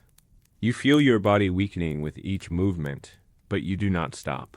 The rule demands that you continue, and you obey. You are not sure how much longer you can go on, but you do not allow yourself to stop. Not yet, not until the bell tolls again. In the scriptorium, the cold is unbearable. The ink freezes before you can even dip your quill. Your hands are stiff, your fingers numb, and the parchment trembles beneath your touch. You try to steady yourself, but it is no use. The tremors in your hands are getting worse, and the words blur in front of your eyes. You force yourself to continue. You must finish the task. The rule demands it. Your vision fades as you work. The room grows dimmer, the edges of everything blurring into one long, endless fog. You do not know if it is the cold or the fatigue or something deeper, but your body is no longer yours. It is simply a vessel, carrying you through each task, through each prayer, through each moment of suffering. You do not feel anything anymore. Not the cold, not the hunger, not the ache. There is nothing but the endless loop, the never-ending cycle of obedience. At Vespers, the chant is more distant than ever. The words come, but they do not reach you. The rhythm is there, the sound is there, but it feels like it is coming from far away, like you are listening from another world. You try to focus, but the words are lost in the fog of your mind. You do not know how much longer you can endure this. You stay in the chapel longer than usual. The other monks leave, but you remain. You sit in the silence, feeling the cold creep into your bones, feeling the ache spread through your chest. You close your eyes, but the darkness is not peaceful. It is suffocating. It is a void that stretches out before you, swallowing everything. You want to let go, to fade into it, but you cannot. You know that the rule demands you continue. And so you stay. When the service ends, you rise slowly, your legs trembling beneath you. The hallway stretches out before you, but it feels endless, as if you're walking in circles, walking towards something you cannot see. You do not know where you are going anymore, only that you must keep moving. Keep moving because that is all there is. That is all that is left. You return to your cell, your body heavier than it has ever been, your mind too tired to think. You lie down in the straw, the cold pressing in from all sides. The silence is louder than ever, and you wonder how much longer you can endure it. How much longer you can survive in this place, this monastery that has taken everything from you and given nothing in return. But the bell tolls again, and you rise. The bell tolls again, but this time it sounds as though it carries no meaning. The clang of it is hollow, empty. It reverberates through the stone, through your bones, and yet it doesn't stir anything in you anymore. Your body knows the sound, its rhythm, its command, but your mind doesn't respond. The bell has become nothing more than noise, an incessant reminder of the monotony you cannot escape. You do not rise with the others, not immediately. For the first time you hesitate. The warmth of your cell, though faint, though distant, has become more comforting than the call to duty, to prayer. You can feel your breath shallow, a tightness in your chest that refuses to loosen. Your body screams in protest, the aching legs, the numb hands, the cold that has set deep into you. Yet still, the bell tolls, marking the passage of time, demanding action. Your head is heavy. It has been for days, weeks maybe. It's hard to tell anymore. Time no longer holds the shape it once did. Like the shadows on the stone, it stretches into formlessness.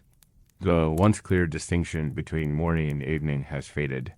The toll of the bell, the rhythmic chanting, the endless tasks, these are the only markers left in the wilderness of your existence.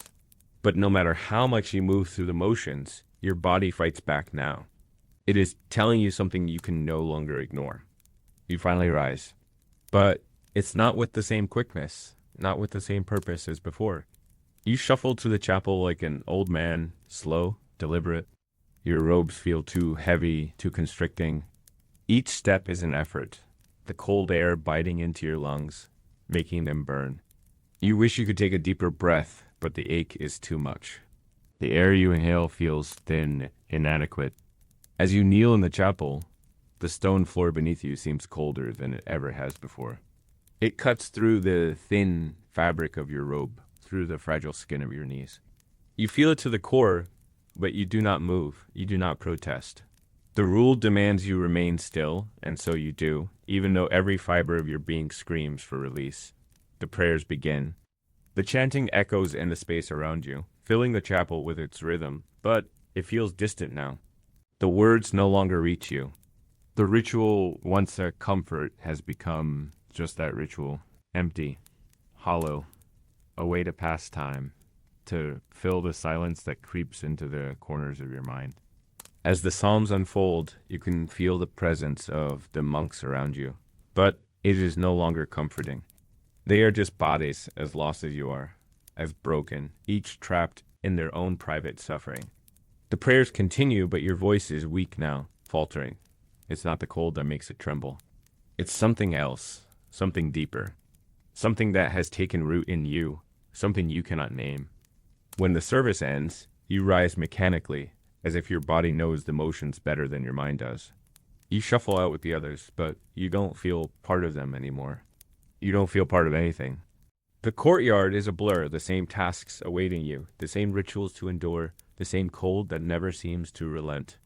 In the refectory, the food is just as tasteless as it's always been stale bread, thin broth, the same empty sustenance. You eat because you must, but your appetite has dulled. The hunger no longer gnaws at you the way it once did. You don't remember the last time you felt full, the last time you savored something. The rule has taken even that from you. You are sustained only by the hollow repetition, by the sheer act of moving from one task to the next, from one prayer to the next. The work after the meal seems endless. You clear snow from the courtyard, haul wood for the fire, sweep the hallways, each task blending into the next, each one more draining than the last. You can feel the weariness settling deeper into your bones, a kind of exhaustion you can't shake off, no matter how much you force yourself to move. You don't stop, though. You don't slow down. There is no room for that. The rule demands you continue. By the time you reach the scriptorium, you feel like you're dragging your body behind you, like it's not your own. Your hands tremble as you pick up your quill, and the ink freezes before you can even touch the paper. The tremors in your fingers are sharper now, more pronounced. The parchment shakes beneath your hand as you try to steady yourself, but it's no use. The letters blur, the words lose their meaning. The scripture before you feels like it belongs to someone else. Your vision swims, and for a moment, you wonder if you might collapse right there, in the cold, in the silence, with no one to notice. But you don't stop. You can't. You press on. The rules still demanding you push through. You dip the quill in the ink again, even though it's freezing, even though your fingers are numb. You write the letters, each stroke more difficult than the last. The words are no longer clear. The sentences are jumbled, the ink spreading in ways it shouldn't. But you do not stop. The bell tolls again, signaling the next service. You try to rise, but your legs feel like lead. You push yourself up, stumbling slightly. Your body resists. The cold inside you seems to have reached your bones, making movement a chore. You make your way to the chapel, not because you want to, but because you have to. As the Psalms begin once more, you feel your body collapse inward. The stone beneath you feels like it's pressing against your chest, making it harder to breathe, making it harder to stay awake. The cold has settled into you, and you realize, with a strange clarity, that it is not just the cold outside that has taken hold of you. It is the cold within. The cold of the monastery, the cold of the rule, the cold of this endless suffering that has seeped into every part of you. And as you kneel, you wonder if this is what it means to surrender, to no longer fight, to simply give in to the cold. And then you realize you have already surrendered. Thank you for drifting through history with us. If you enjoyed this quiet journey into the past, gently tap subscribe and let the drowsy historian be your guide whenever sleep feels far away. Until next time, rest well, dream deeper, and remember, history is never in a hurry.